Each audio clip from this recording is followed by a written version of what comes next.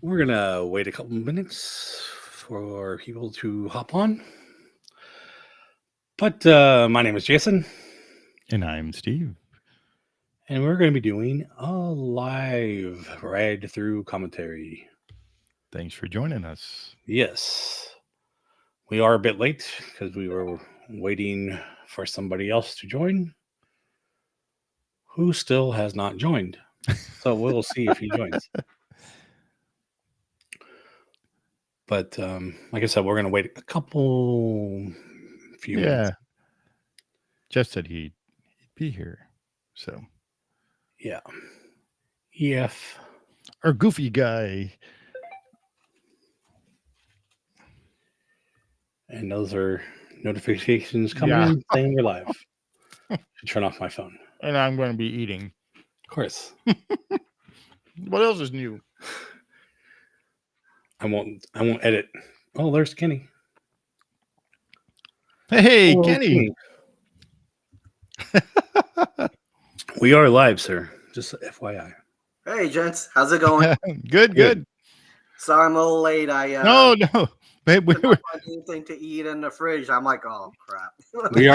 we are still waiting for Jeff. Okay. We're going to give him a couple minutes, but if not, we're just going to roll. Awesome. How you doing, Kenny? Not bad at all. I just I got to go look for an article. I'm going to send it to you guys. Yeah, it's going to blow your mind. They said that an average family spend like $9,000 to go to Disneyland. And they forfeited character dinner because they can't afford it. And they forfeited a whole bunch of stuff, right? Cost them $9,600. Wow. I don't even think I've ever spent that in a year. How big of a family is that? Yeah.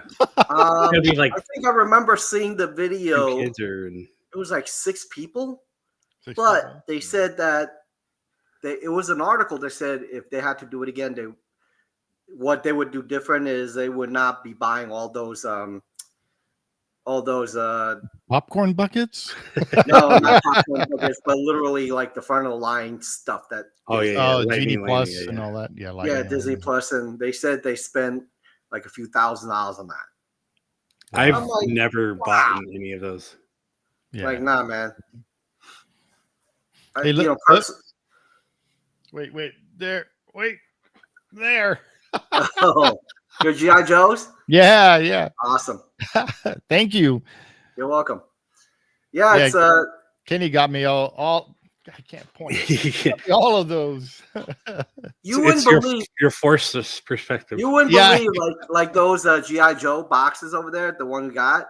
I was able to snag them for like $4.99 each.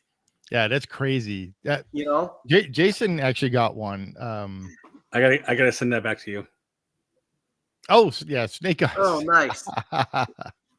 That's the only one I saw. The original design, and that's a Snake Eyes, right? Yeah, it's a Super 7. Yeah, Super 7. Yep. I gotta look up the article. I'm gonna send it to you. Yeah. Okay. Yeah. Was it on like one of the Disney? I think so. I'll send you some, and then you could just pass it along. Cool. And last weekend, man, we were supposed to watch a Disney parade. Yeah. They had to cancel because apparently someone might have barfed all over the store and everything. I mean, something so bad that they had to bring a whole water truck in and spray. And they had a whole bunch of like cleaners everywhere. I'm like, damn, what the hell? Yeah. Either blew up or threw up or one of those ups, man. Yeah, I'm glad I wasn't there. Yeah, we were literally like watching them like doing some cleaning. I'm like, yo, man, I wonder what happened, Yeah. And obviously they wouldn't tell, but it's got to be something really big when you have a whole water truck. Coming in. A whole water truck. big Disney water truck come in. Wait, was that at Disney World or Epcot? It's in Magic Kingdom. Oh, Magic Kingdom. Wow. Yeah. I'm like, Wow. what the hell? You know, they literally had it in, and you hear, things being sprayed, and then, people running around with the bottles of, spray, they're like squirting things. I'm like, okay, either the bathroom pipe went boom, all over, or someone just went, right? So it's got to be one of those. I mean, think about it. I mean, oh, that's funny. Why would you bring in a big freaking water truck? Yeah. With holes like this big. So I'm like, that's probably not a very good thing. No. So they canceled the parade. We're like, okay, cool. And literally, I ran from where I was to the Haunted Mansion to do the ride. It was 7 minutes from where I got in, literally into where, foolish mortals, Yeah. So that was awesome. But gotta say, I've been really enjoying Disney recently because they have such low wait times. Yeah, I mean, I remember the pictures you were sending me. Is like, where is everybody? Yeah, you saw it, right? Yeah. I sent you a picture of the parking lot. You see, like 3 huge parking lots all empty. Yeah, it was crazy. I'm like, what? I've never seen this before, Yeah. Jason, just to give you a context, right? So there's a bunch of in Magic Kingdom. There's a bunch of rows of parking, right? Yeah. Literally, the ones in the front were VIP parking, or what they call handicap, and then the ones in the back, there's like 5 or 6 of these, of the same thing. But when we got there, they were only using 2 of them. Think about the other 4 humongous parking all empty. Like, hey, where is everybody? But that's a really awesome. It's an awesome time. And we realized one thing, that the Hollywood Studios is not worth the money if you pay full price. Not worth it, because they only have 12 actual attractions in the whole park, and when we went, only 9 was up. Oh, think that through. That's 1/4 of your rides down, man.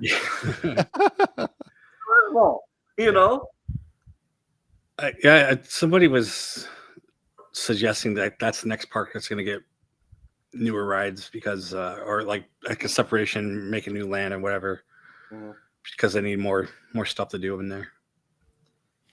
Yeah, this Magic Kingdom is the only one that you could probably get your more money's worth. The problem is, a lot of the rides now really require you to buy that Disney Plus, whatever the hell you call that, Genie and Lightning. Genie Plus, rather, to really get some money's worth. I remember years ago, 10, 15 years ago, you could do a park, Magic Kingdom, the whole day, and you could probably do almost every ride. Now you can't. Yeah. Wow. And the price has gone up. So the question is, are you getting your money's worth? Yeah. Probably no. That's kind of my thought. Yeah. Yeah, that's not good. So I heard from a grapevine, for those of you who love G.I. Joes, they might be doing, HasLab. I think someone's on the... Yeah, Joe. Dr. So Gonzalez is thinking about making the Rattler available. Do you know what a Rattler is? So Rattler, wait, is that the Cobra? What was it called? That's not the helicopter, is it? No, it's the one that looks like the Tank Buster, the U.S. Tank Buster. I don't remember that one. Yeah, I have to see a picture of that. If that comes out, Yeah. If you have extra money, invest in it. I could guarantee you, once it comes out, you'll be able to flip it 2 or 3 times. Oh, nice. The Rattler. The I have to Rattler. look it up. Look it up. Yeah, I have to look it up. It's fantastic. When I heard that, I'm like, yo, I would definitely be getting that. Oh, that's the plane. Yes, Oh, okay. I remember that plane. I never knew that was the name of it. that's the Rattler. So Yeah. that It's when like it comes out, it's like A10 tank killer. yes, it's a 10. Yeah, exactly. Yeah. They're gonna come out probably as a HasLab special, probably a few $100. But Yeah. I could tell you that most of the HasLab specials, if you get it once it comes out, you'll be able to flip it double. Wow. That's good. Like my His tank, I got it for 3, maybe 400.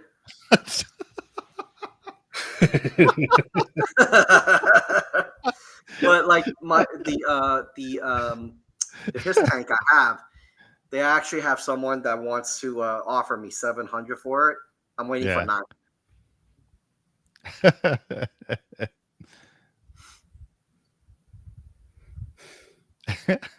What's up, Ash? Do your homework. All right. I guess. Well, Jeff- we can. Jeff's Yeah, next. we can go ahead and do the one. You're thinking of doing one Tokyo, ride. Yeah, the Tokyo. Railroad. It's There actually we called Western River Railroad, which is actually that was going to be in Florida, the Western River Expedition, which is the sign that I made Lewis a while back. So I don't know. If that's better than the ones in Magic Kingdom, I'm gonna be so pissed off. Well, that's why we're gonna watch it. So. Oh man, Yeah. the ones that we have are terrible here. I mean, Right. Tokyo takes a lot from Anaheim Disneyland, so we'll see. But I haven't watched it. But I do know. I mean, I watched like the first minute because it has, what do you call it? Subtitles, English translated subtitles. Oh, okay. So So- you're talking about the announcements then? Yeah, the train. That's awesome. Yeah. So yeah, let's get it started.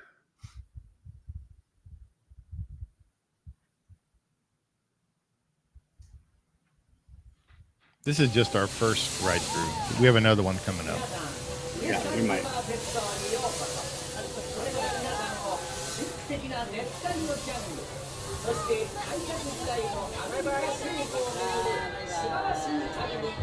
Mysterious truck. Wow. Everybody's waving it. They got Like some they're never energy coming back. there. I mean, 2 hands, I think that's a thing there because a lot of them wear like the Mickey gloves and they all. Is that what it is? Okay.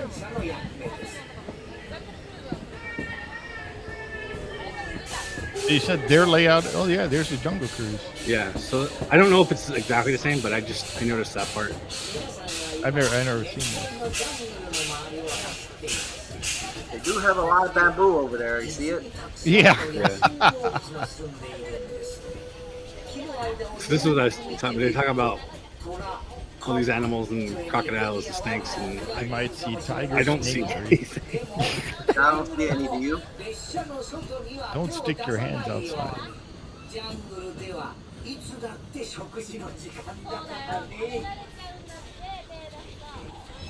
And I don't know if there's stuff on the other side because it is forward facing. So. Oh yeah. Yeah, that's what happened in our the Hong Kong one, Yeah. where there was stuff on both sides, but they only were facing inlet into the park. Okay, I'm not so terribly upset right now because Because we don't see I haven't seen Yeah. anything. The trenches, man.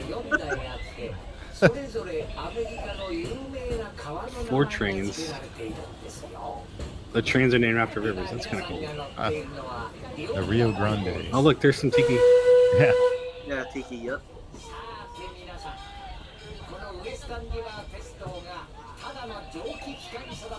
So I wonder how many stops are in this one, because the Hong Kong one only had 3. Yeah, 3 stops. 2 stops, I think. No, Main Street. Oh yeah, Main Street and It was all the way around Fantasyland. and then all the way Fantasyland. back. That's not bad. I like Oh, that. that's kind of neat. Yeah. Stillwater Junction.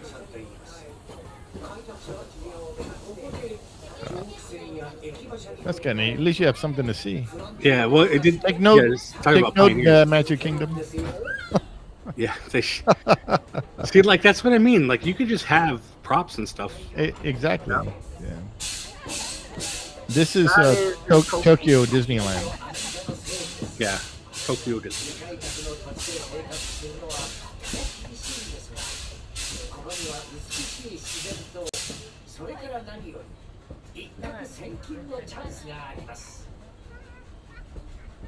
So I guess they really embrace the Western theme. Western theme. I think it looks like Disneyland still has the Yeah. best views on these rides, on the train. Yep. Because right now, this is about the same amount of things you can see compared to, say, the Magic Kingdom. Right. Nowhere near. Yeah, that's a good sleeper train. Yeah, it is.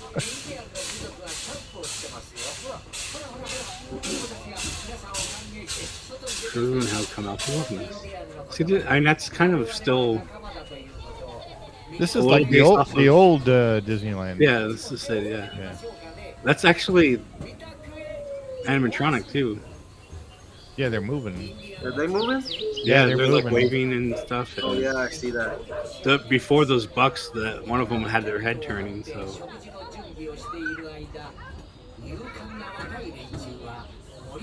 yeah, there's a lot of minion stuff over here. Just can't really see. You know, Yeah. That's made for the river, Well, I guess. So. we're still on that side of the. Wonder why it's doing that. Yeah, I don't know. They had just filled up before. Look, there's one. He's He's looking like on for the hunt. something. Hey Ash, you're good with this one with crocodiles. You should check out the Jungle Cruise. That has some crocodiles. Look, they even call it Rivers America and have Tom Sawyer. Oh yeah. You're still going around the river. We're not quite halfway yet, I think. So we have, yeah, that's right. No, we would have already been past New Orleans Square Yeah. at Disneyland. We already had one stop. Yeah, This I wonder park how many must stops be- they have here. Yeah, I don't know. This park must be a little bigger. Yeah. So Yeah, Mark, I agree. That Disneyland's better. Yeah. I think it's because of the spacing, like everything is so close with Disneyland. yeah, maybe. Everything, all these other parks just have so much more room. They There's don't have nothing anything to close by see. Yeah. Oh, this is cool. Oh, look, Wow. See, this is neat. I think they call it the Mark Twain as well. So it looks like it doesn't have a station. You don't just have one station. That would be It's, so far, right. It hasn't stopped yet. Look, yeah, that we was, haven't. That no. was Splash Mountain. We just passed on the Oh, what? other side.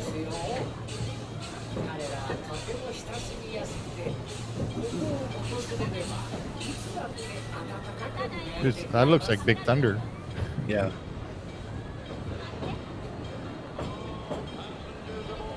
Well, I don't know, Kitty. This is starting to look a little bad for. Yeah. Yeah, I think Magic Kingdom is probably in the bottom right now. Here's how I would rate it: Yeah. Disneyland, This looks number cool. one in California, this one, and then Yeah. the Magic Kingdom. Wow. That is a Longhorn. In fact, I would safely say, I know that we're talking about Disney, but Busch Gardens, Oh has yeah. better trains than Magic Kingdom itself. If you just think that through, or how bad it is.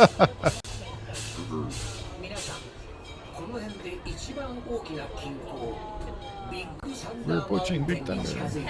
Yeah, I don't know what that sound is, Ashton. Sounds kind of weird.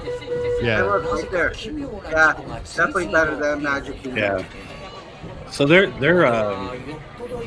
Yeah, so you remember Busch Gardens, right? What do you think? They do have a really good train system, if you remember. I think he's remembering Busch Gardens from L.A. The old Busch Gardens, which was the Budweiser. LA actually had a Busch manufacturer. Gardens? Yeah, where it was actually where they made the beer, Yeah. and you had a beer tour and everything there with rides. Yeah, the one in Virginia is called the Beer Masters, which is awesome. If you make it, free beer, free chocolate, free fruit, really cool. They'll teach you what they make and, get free stuff, Yeah. Yes. Wow, yes, look at this. This is at Disneyland in Tokyo. that Big Thunder looks like it's pretty long. We're gonna have to watch that too. Yeah.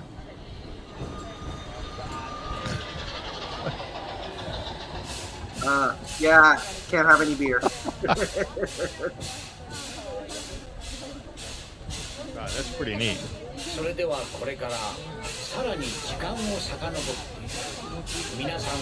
Yeah, that's a good question, Mark.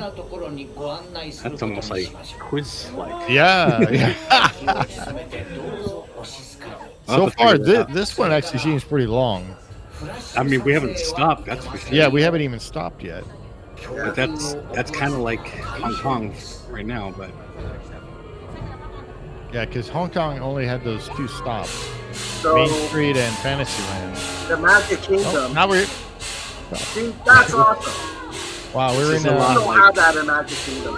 yeah, that's what I mean. This is based a lot like our Disneyland. yeah, no kidding. So, based on Magic Kingdom, my video, at least the one I did for a bunch of people who wanted me to get that, was 12 minutes and 38 seconds. I cut out all the wait time. So if you think about that, that's almost 13 minutes for Magic Kingdom. The Yeah. Magic Kingdom one, it's got a lot of dead space. Like this.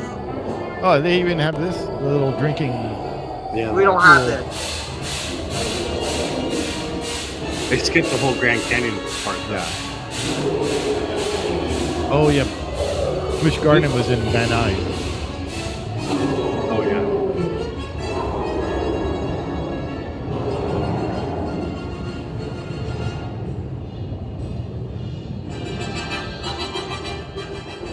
Yeah, Ash, I think you're right. It Yeah. did take more than 3 months to build this, but the good thing is at least they're getting paid. Think about that. Oh wow, they turn on the lights. Yeah, that was kind of weird. Especially when they're already heading out, Yeah.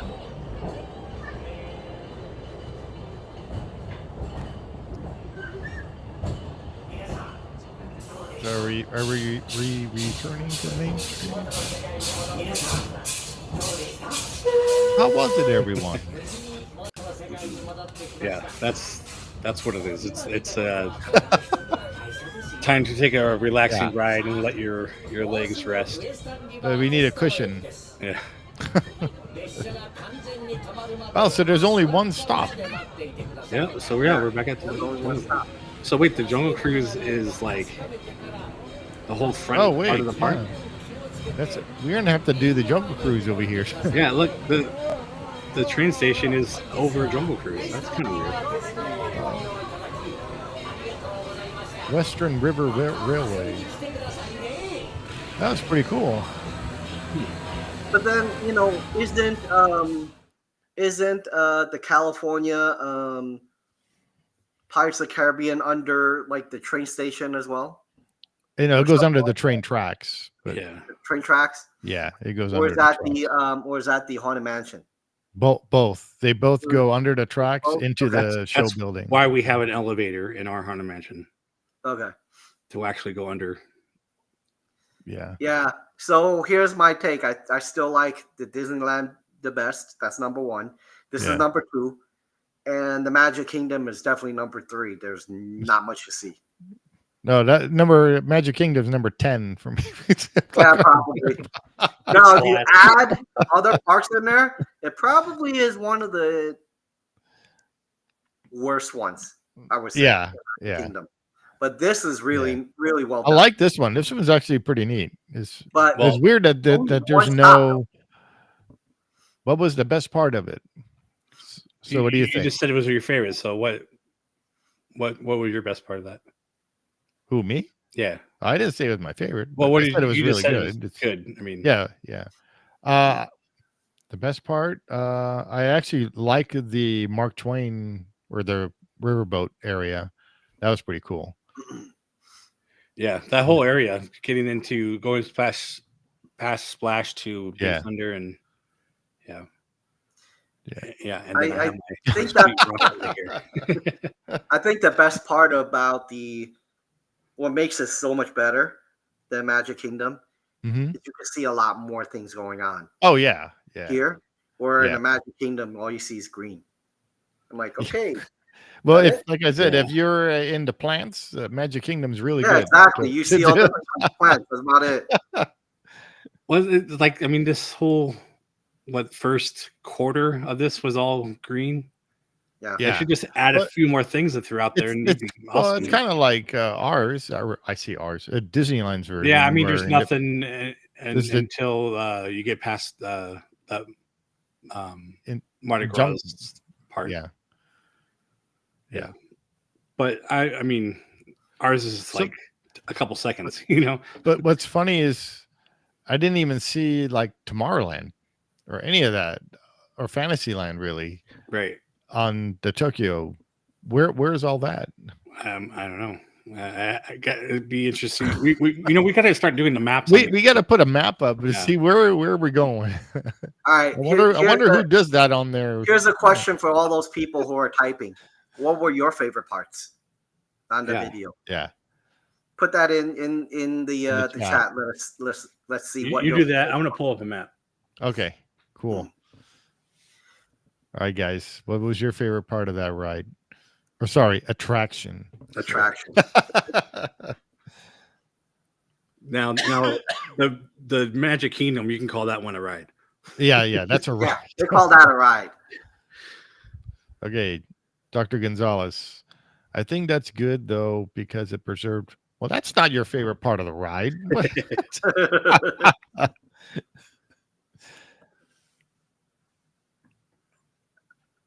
Kenny, what was your favorite part?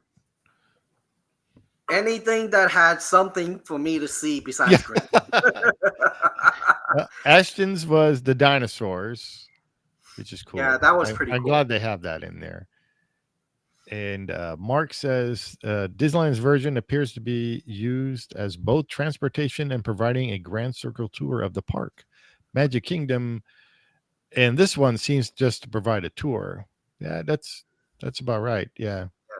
Yeah, because like a Disneyland's, you can go to all the different stops, like Mark's saying, and use it for transportation. Because if you're at Main Street and you want to get to Fantasyland, you just hop on the train. That's what we do, and then we get there. Well, like you said, with this one, you just go around and look at everything. What did Joe says? My favorite part is how long it was. Look who's here, Mr. Goofy. Oh, orange. Well, I'm sorry. What's up, Jeff? All right, I'm gonna get my situation going here. You got your beverage? No. Oh, everyone's drinking. Okay. Well, No. It's just coffee and water these days. It's just Dad's root beer is what it is. Oh no, that's highly alcoholic. So. Yes, yeah. Okay. Hey, I'm gonna pop back in. I'm so sorry. All right, cool. All right, bye. That was Jeff, everybody. Let's have a hand for Jeff. Hey, he did a performance. Yeah.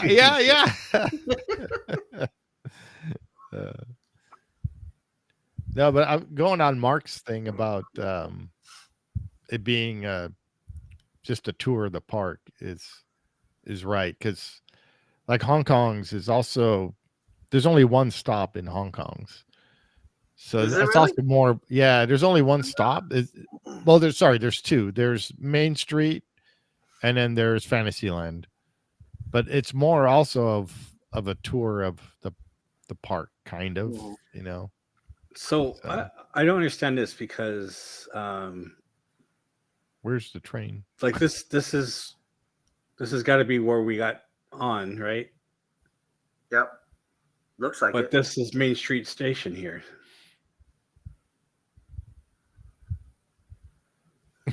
Does it say that?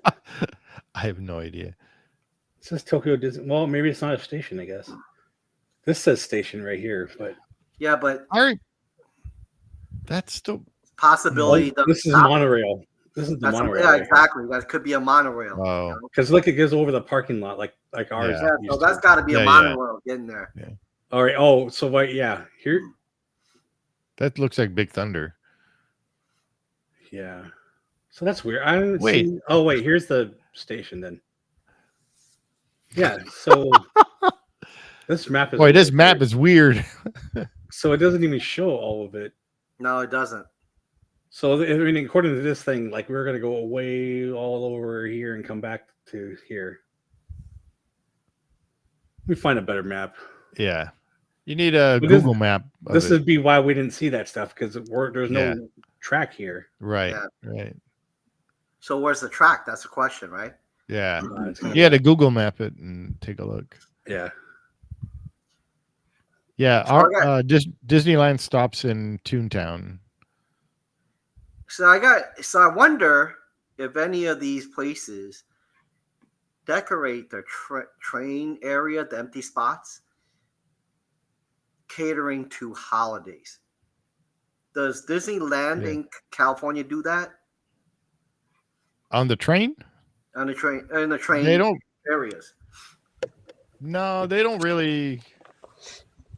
They decorate the outside of the station, Main Street station. I know we don't in Magic Kingdom.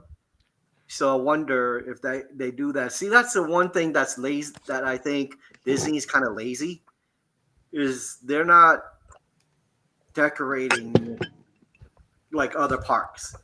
Like Right. Busch Gardens, SeaWorld, you know, a lot of their empty spots they would have actually decorated. Give you an example, even for Six Flags, right? Six Flags in San Antonio, where I moved from, that was my home park. During Halloween, they will actually make that into a ghost train. Literally, you drive through it, and they'll have zombies and everything running after you like you're in the train. Wow. In some places, this is awesome. You know, and then some places where you actually see shacks and things like that. Kind of creepy, right? Yeah. But even during the holiday, during Christmas, you see Christmas decorations and things like that.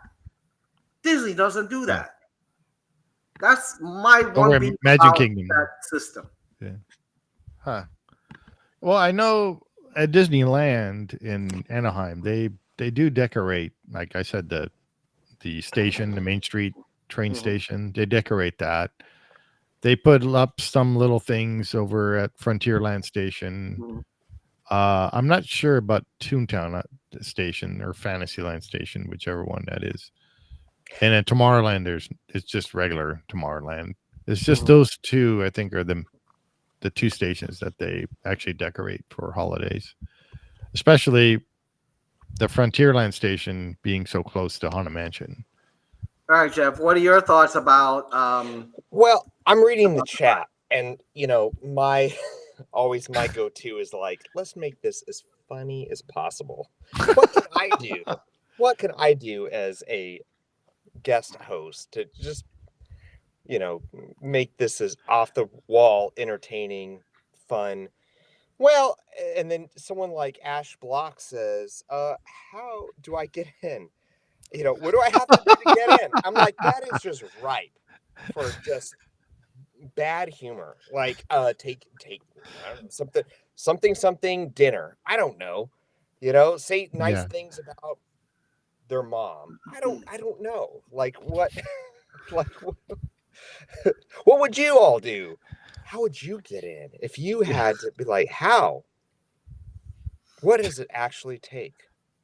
And then just say the most outlandish, silly, bonkers thing.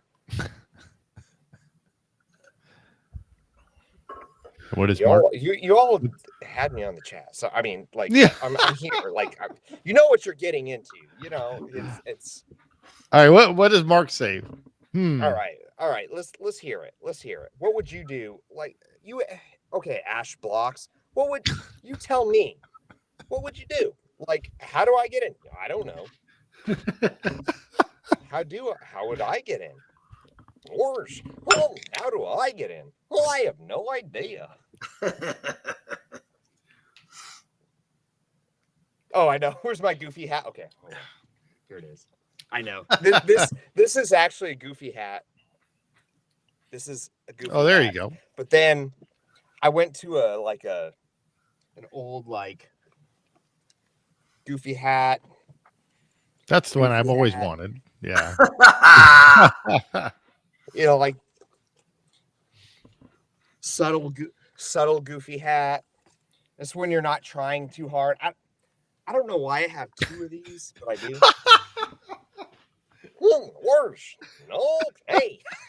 What do I have to do to get in this here ride? You know. That's so awesome. Yeah. Okay, that's it. I'm done. Oh God, I'm so disheveled now. Look at this. Look at this. Look at this hair. Oh my God. Okay. I'm going to the cool guy 90s. I'm going back to. There we go. There we go. I got to turn my hat backwards then. Yeah, let's all be cool, guy. Let's all be cool. Why not? Oh, what? No. Nah, that doesn't work on Steve like that, man. All right. No, it doesn't work. That didn't work. No, Oh, not. my God. I don't look cool. Oh. Yeah, Cool let me is. show this. Okay.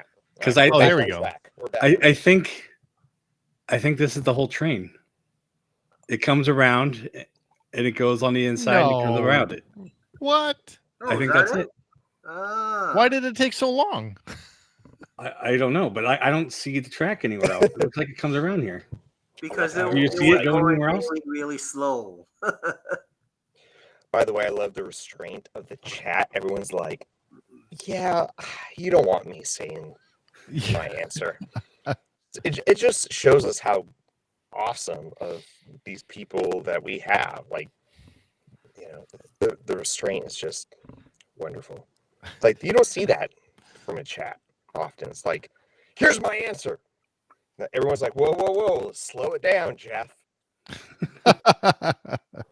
It's not every day that you get a response like that, which means we have just a wonderful, wonderful interaction with our viewers right now, which I think is cool.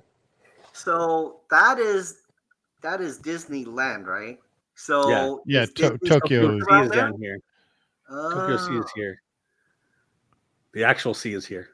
Yeah. Wow. So that whole train went around. Yeah, I think we're just going like we started here. We're just going around the Disney. whole thing. Hey, Doc! It's this is the Google Map version of Disneyland in Tokyo. Yeah, this whole area. Wow. The good doctor. I think the answer is it is the good doctor in the house says, what the heck are we seeing? It's the map of. And I think the answer is it's Disney Tokyo, right? Tokyo Disneyland. Tokyo Disneyland. Okay. See, that says station too, but I think that's the monorail, so it goes around. Yeah, that's got to be the monorail. The monorail is not just monorail regular. between Disneyland and DisneySea. Yeah, it's not just a ride; it's an actual transportation thing. Yeah. So it goes around. See, this we need whole- Chris. Chris can explain the whole thing to Yeah. LNG vids. Chris, We where are need you? to have Chris and Alex on every video just to Yeah. explain everything. See, this is Smaller, one park. This is one park I would definitely want to go to. Yeah. Both of those. Both of us. Yeah. Those, yeah. This one and This mountain DisneySea. looks small. I say the parks here before the parks in Paris. Yeah. That's how my list goes. Paris is like second though. Yeah. Yeah.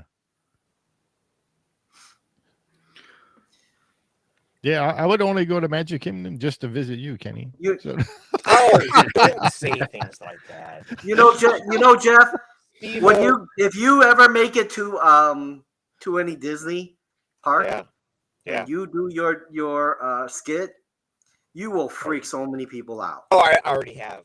So I did my Goofy voice in front of the Goofy. There's a video of where I was like, "Oh, gosh, hey, well, it's nice to meet you," and I did that in front the Goofy Sky School. No, that was a different story. You're right. Okay. Oh, Yeah.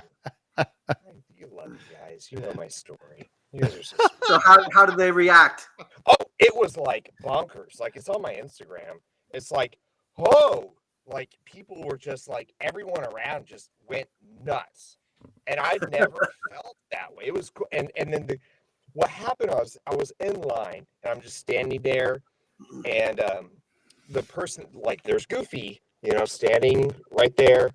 And I said, well, I think there was somebody that was like helping, a cast member that was like helping, the line. I said, well, I think I'm going to do my Goofy voice. And she goes, I love your shirt. I was like, gosh, thank you. And staticky. Sorry. My mic is static because I'm too close to it. Oh, gosh, thank you. Well, I made it myself. Something like that. Is that better, Jason?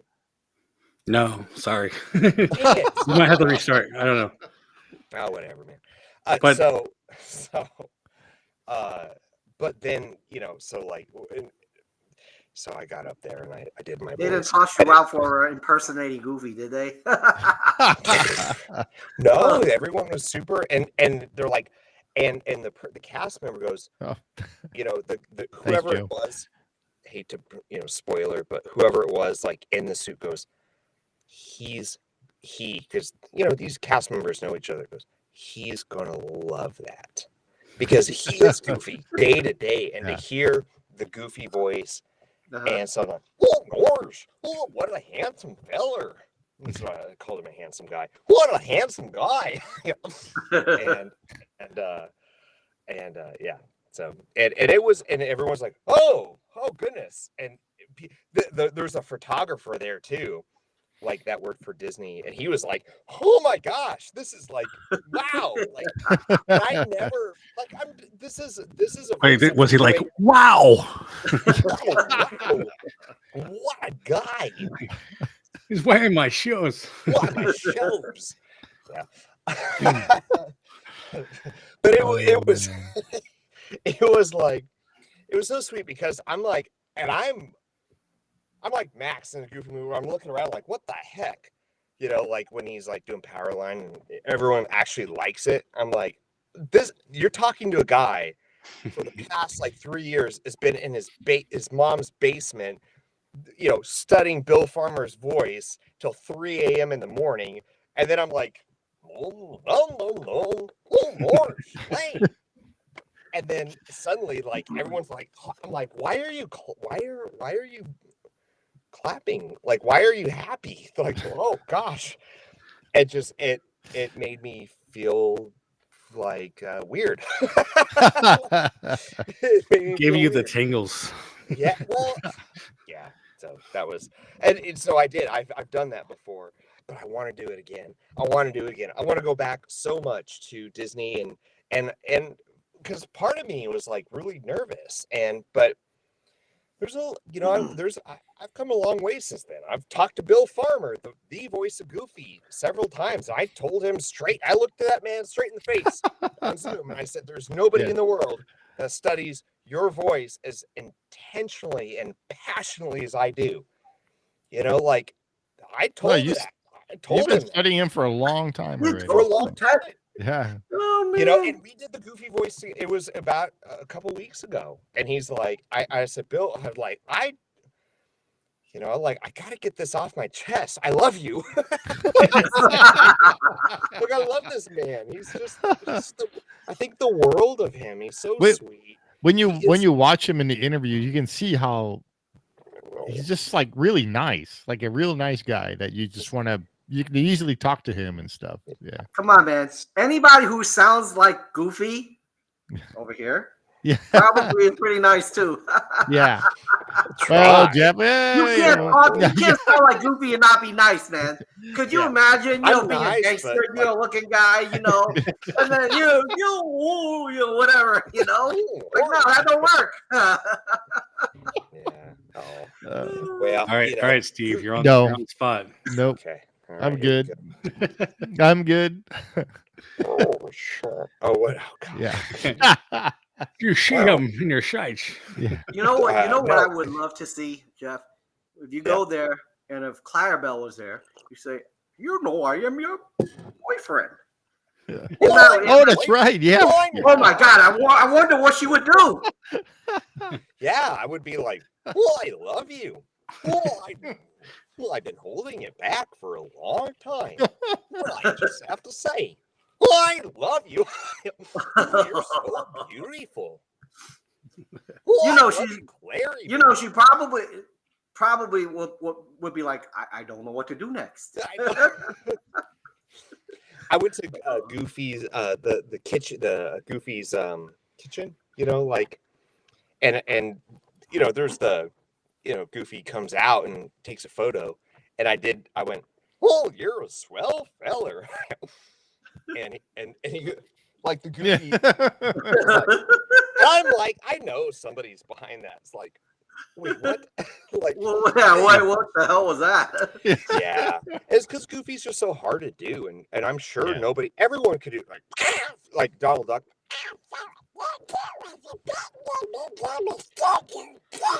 My Donald sucks, but anyone can do a Donald Duck. It's a trick voice. A Donald Duck is a trick voice.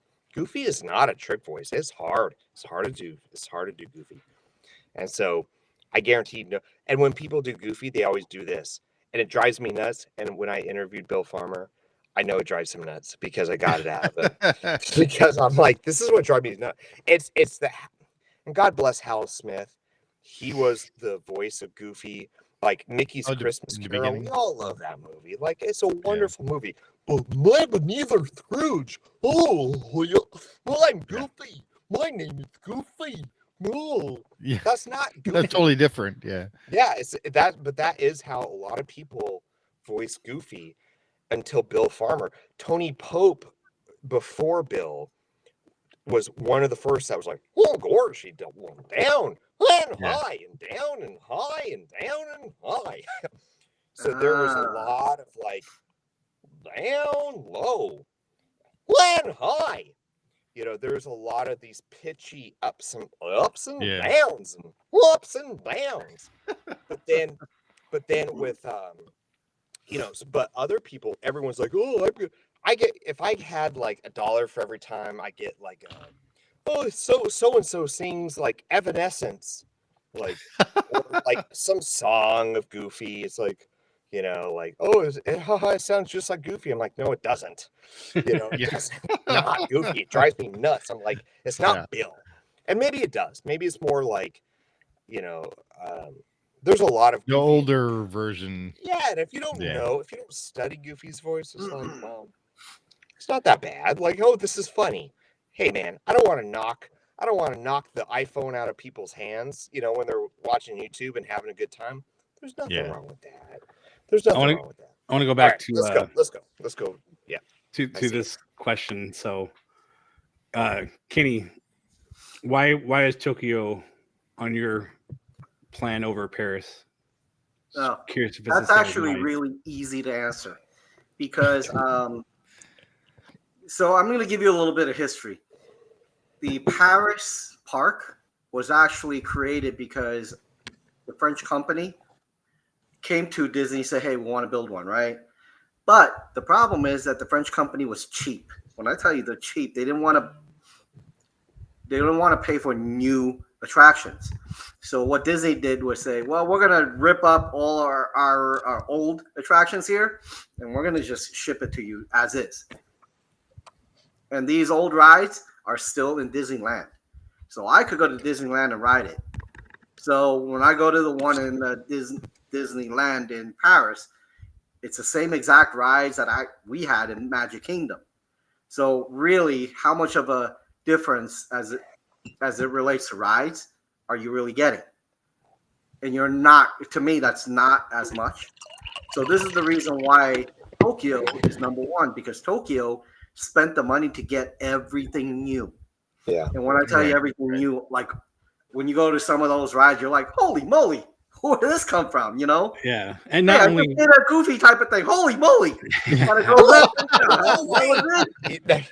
Holy moly. There you go. I mean, I'm not that good, but you know, but Tokyo, majority of the park is almost brand new. But So, not only is it new, they don't try to like Their budget is they have the budget to do things the right way, not just to make new rides, but everything is not cheaped out. It's not cutting corners. It's exactly the way they plan them to be. Yeah. Hey, so I'm me, I'm always paying attention to the chat. I just want to say this is like a lively chat. And the doctor, I just, I appreciate that. I appreciate people just talking and chatting with us. And it feels like, even if you're not part of it's Bruce's dad. Chat, fine. You remember Bruce? I know. I love, Why you do? Well, and Action is my nephew. You know that. I know. Yeah. Okay. Well, I'm telling you, I appreciate people talking. This is cool.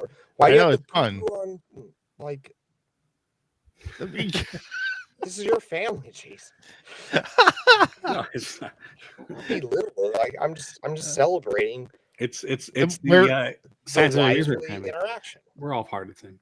Oh, and we actually have another ride for you. We're doing your ride. The park in Tokyo has different IPs that they specialize in. Yeah. The ones that we have never seen in the US. This is the reason why Tokyo is number one. And then they can keep it for 10 years or whatever before anybody else can do it. I think so. Like that. Something like They that. have some sort of agreement. Like that. But yeah, that's why they had no, actually that was Shanghai that has that rule. Oh, yeah. And had to wait. I think they both kind of have similar deals though. Okay. Yeah. Okay. Before an attraction can come here, they have to have exclusively. Right. That's a good question. In 10 years, what do you think will be the best park to visit? Still Tokyo. Yeah. Yeah. Why? But there are things I like about Paris, like how they have the dragon under the castle, how Big Thunder goes to the island under the water. Yeah, that's pretty cool. There's certain things that they do right over there. But hopefully, in these next 10 years, we'll see Disneyland Forward come through. But what is it about Tokyo? Let's talk Tokyo. What is some of their why? Why? Like you said, because they don't cheap out. They have a bigger budget to do things correctly. Budget, but is there a philosophy of how they run their parks, or is there a philosophy of how they? I don't know. Like, is there something other than that? I mean, I know they're very friendly. They have different food options, obviously. So they're the Chick-fil-A of Disney, is what you're saying. Yeah. Well, Jeff, here's the thing that you got to think about, right? Japan is totally about the customer experience. They know that customer experience will bring money. Yeah. Right? Now, U.S. is trying to push them into that DEI stuff and all this. Remember, think about the Big Thunder. They pushed them to get rid of that Big Thunder. They're like, no, this is our favorite ride, and we make a lot of money. Right? Think about that. So hey, Louis. Disney here is saying, hey, you got to do what I do. Yeah. It doesn't, even if it's bad for you. Yeah. And the ones in Japan, the owners are like, no, we're doing because it's our customer. We know our customer. You don't know our customer. It's so weird because that used to be us, right? That used to be America. Yeah. It was like, it's called capitalism. It's like what it sells, what the people want, we give them. And now it's like, no, we're going to give people what we want to give them, and they're going to shut up and like it. Pretty much. That's weird. I also heard, well, and through watching other people's videos, their food is like actually really, really good. And it's like not expensive either. And their hotels are actually themed, like, I mean, they're themed. Where it seems like Disneyland's like backtracking a lot of stuff and just doing things the cheap way, and you're basically getting a high priced like Motel 6, you know. They're bumming me out. You guys are bumming me out. No, seriously, that's what a lot of the hotels are becoming. They're not themed anymore. I would say some of the hotels that they're building down here in Disney Magic Kingdom area, just like what you said, it's not super themed anymore. Right. Mm-hmm. So why pay the price to go to a thing just because it's on property? I mean, it's not really worth, the price anymore. You're not getting the extra. The good doctor says something that I think is interesting. What things do the other country? Oh yeah, what things? What other kinds of things? Whatever it is, do other countries? Hey, how you doing?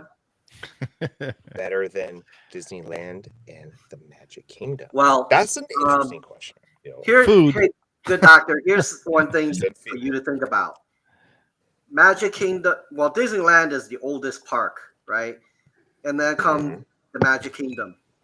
Every park outside of the United States are newer. Yeah. So all their rides have better technology for some, especially Shanghai. Like they had Tron first. They're interesting. And their pirates. The pirates totally different. I mean, we did a walkthrough on that. If you haven't seen it, go check that out. It's that was really phenomenal. good. Yeah. I mean, if I could just take that and then drop it in Magic Kingdom, oh my god, I do that. Yeah. Right. So that's how you have to think of it, Doctor. Anything outside the United States, newer, bigger attraction rides. Yeah, so you have Florida Disneyland in Anaheim, California, Tokyo Disneyland and Tokyo DisneySea, Shanghai, Hong Kong, and Paris, right? So there's 7. Wow. Yeah, but I think there's like a total of 12 different parks. Well, you got to include, I don't include the water parks or like Epcot. Right. So I just said Florida, so Orlando. Sites. Sounds good, man. You mean sites, Steve. Yeah. And that answers Ashton's question. Yeah, that's what I was referring back to, is that. So we do have another ride through. Yeah, we're saving the. We were saving that for Jeff. Too late. No. So we did the train in Tokyo Disneyland. We just finished that, and we were talking about Tokyo and everything. But we saved, because Jeff came in late, so we saved him. No. So we saved the ride that you wanted to do, which is it's in Tokyo, right? Jason? It's in Tokyo. Yeah. So in Tokyo Sea. Yeah, we're still in Tokyo.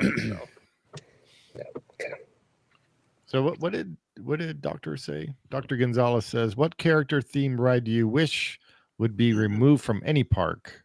Mine, Space Mountain.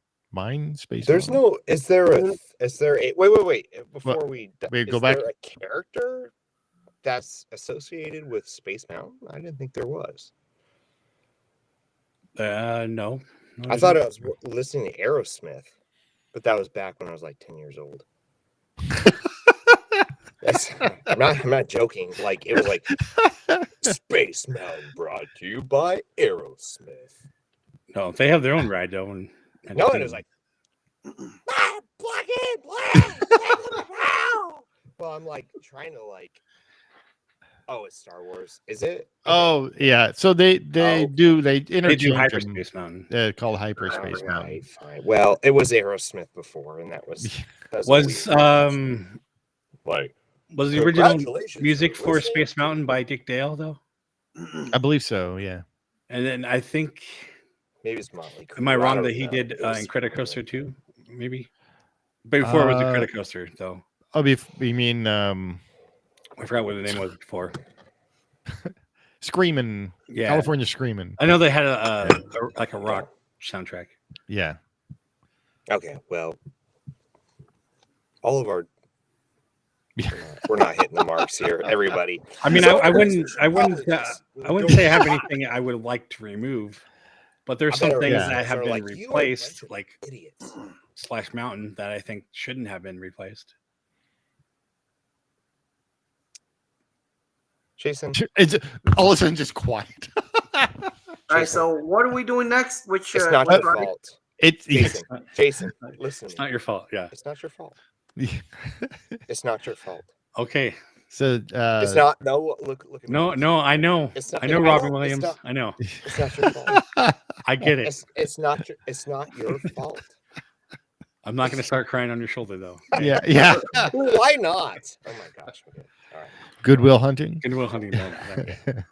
All right. Yeah, so we're gonna do Aquatopia. This is a trackless ride that sits on top of water that's only a couple inches deep in certain parts. Anyway, I don't know. But a I've mile never wide. seen this. So It's only an inch deep, but a mile wide. it'll be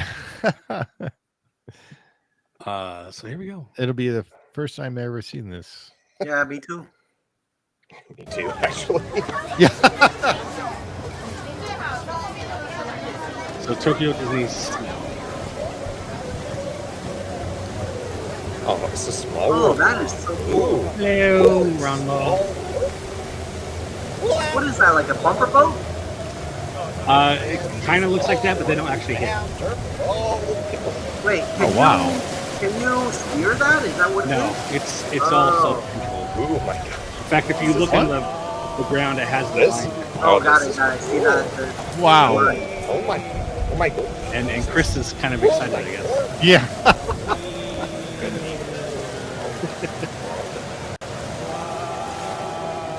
So this is like I guess the closest thing would be like Luigi's Rock and Roller Coaster, or Luigi's. roller coaster. You know what I mean? This is just the freedom of this is cool. Yeah. They're like, hey, I'm in a, Rockin' Roadsters. I'm That's in a boat. Rollicking. Rollickin', yeah. Well, they have these little kind of whirlwinds in the whirlpools, I guess. Actually, What the heck is that? People over the A little side. trolley car. We're in Maine that's West. their like kind of monorail. Just goes back and forth. We don't have anything that's even close to this in Yeah. Florida. This is weird. It's kind of cool, but I there's don't not know. much to it. But you just like it get close to the water, but you don't actually know it. Whoa, waterfall. Whoa, Hey, Rhonda's on. Yeah, she said hello.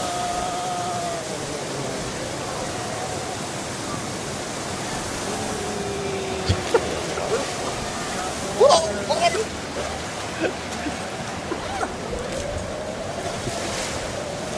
Yeah, I'm getting dizzy too. Yeah. Looking at it. Yeah. It's very unique. Though. This is weird. Hey, whoa, hey. Here's the thing, though. I can't help but listen to Chris. I know. Is this it? If you look at the efficiency of this ride, I guess so. it cannot. This cannot be a big people soaker. I mean, getting out of the street. No, Yeah.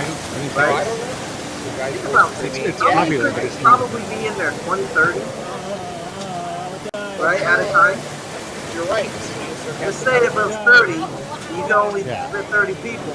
90 people in there only at a time. Yeah. Uh-oh. Watch out. But you fit like 2 people on it. Man, That's a weird ride. Yeah. I don't know if I would go on that. So, as someone that just got in a fender bender about a week ago, I was a little triggered. So, I just want to tell everyone I did not appreciate that video. Yeah. I did not think that was. You picked kind. it. We. Wait, did you say I picked it? No Yeah. way I did. I did pick it. Lewis is catching up Idiot. to our. Dang it, our Jeff. joke. You're right. I The picked it. warthog, yeah.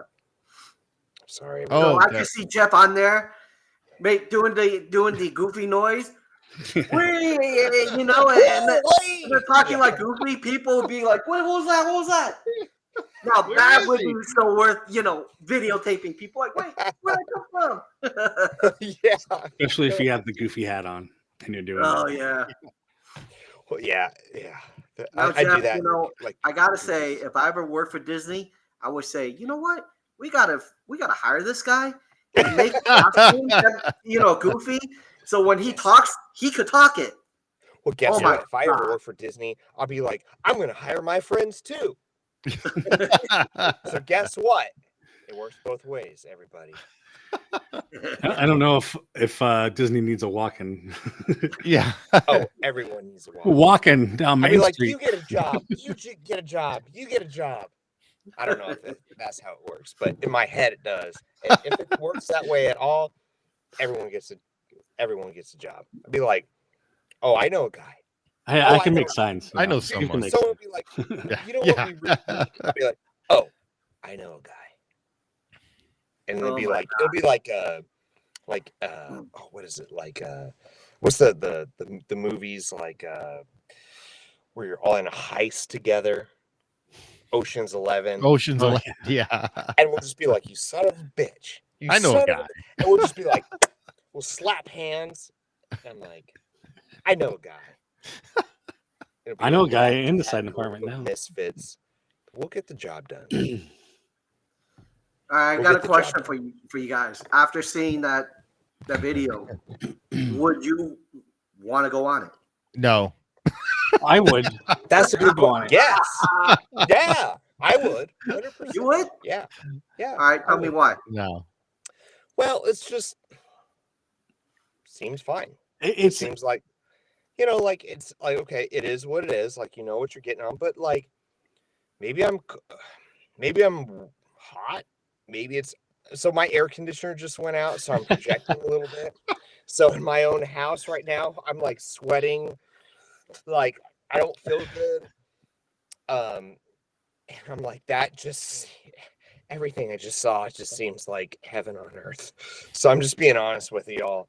Like I am hot. Have Ice you- cool water. And How do you know that that could be like salt water or something? I don't care. That sounds amazing. Like I would just Any water is good water. like, Yeah. and I'm in a closet right now, everybody. Like, I'm not doing it.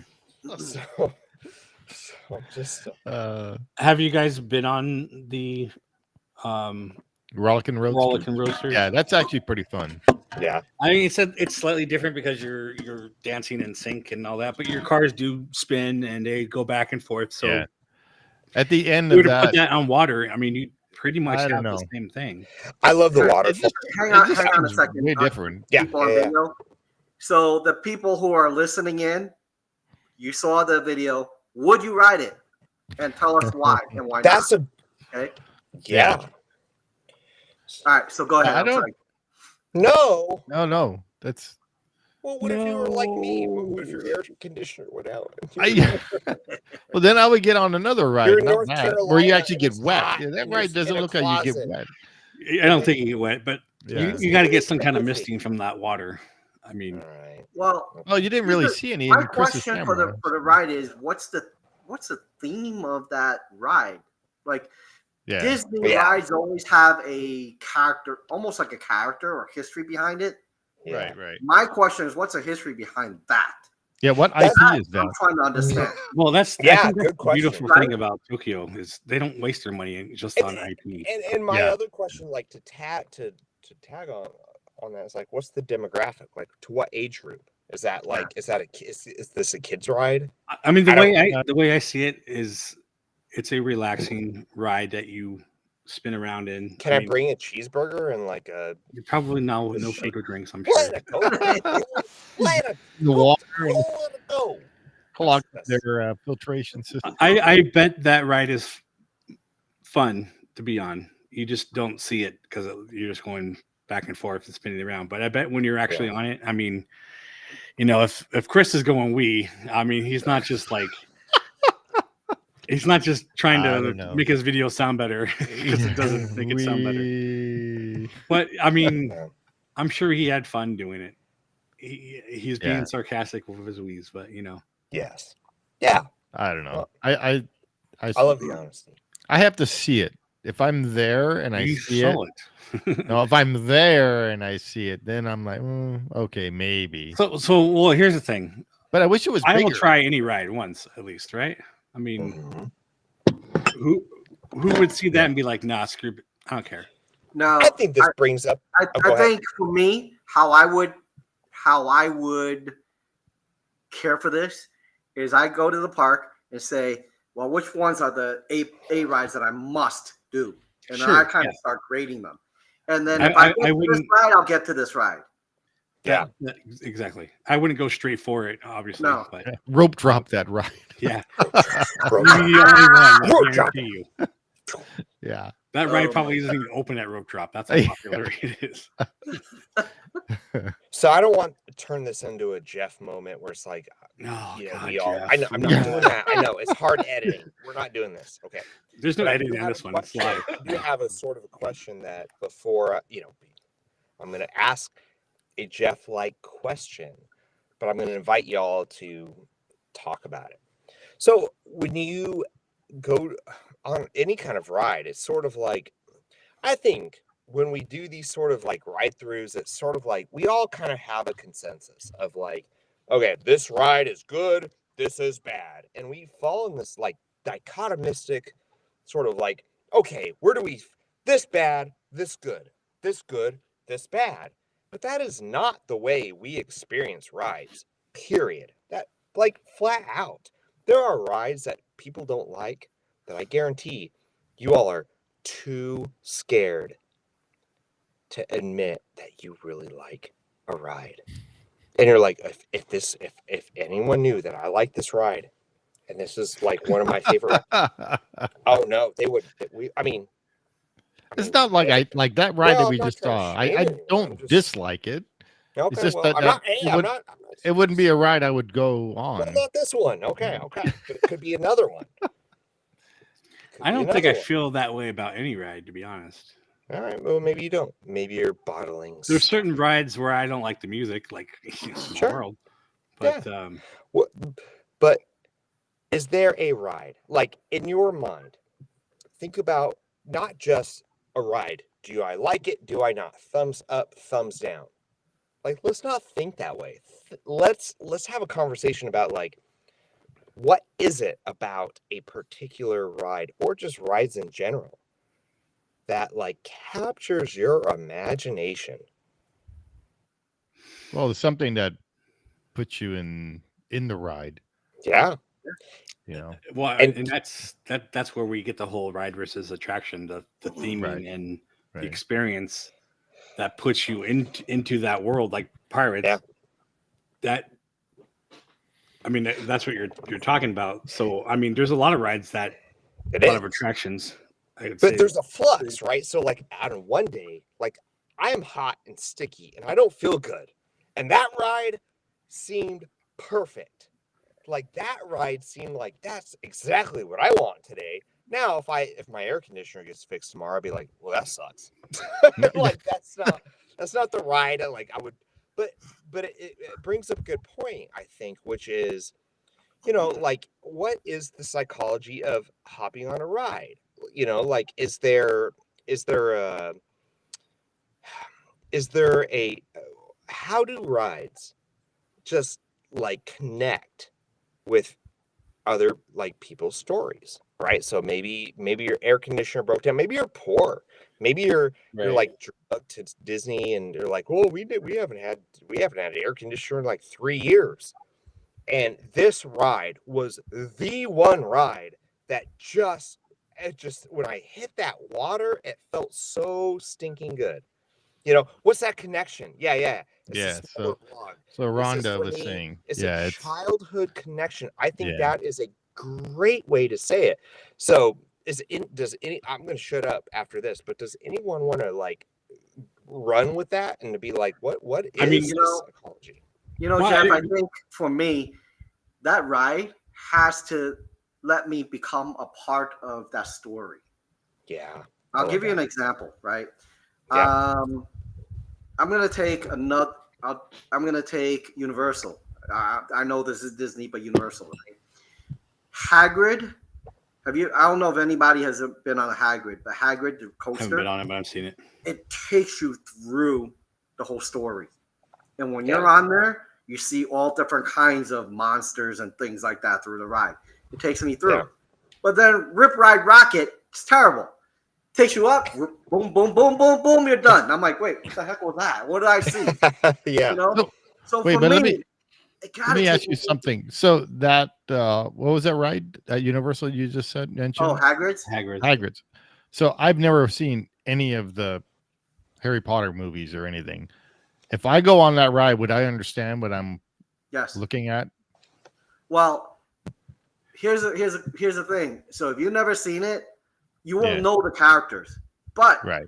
when you get run through that, you're gonna be like, whoa. I'll give like as an example. There's a big scorpion in there. You're like, oh my god, kind of close, you know? You know? Yeah. There's cool stuff that would we be like, oh, that's awesome, and this guy is fucking huge and whatever, but Yeah, you won't know who it is or you whatever. won't know, right? But you're gonna see those. You're like, wow, this is very well done.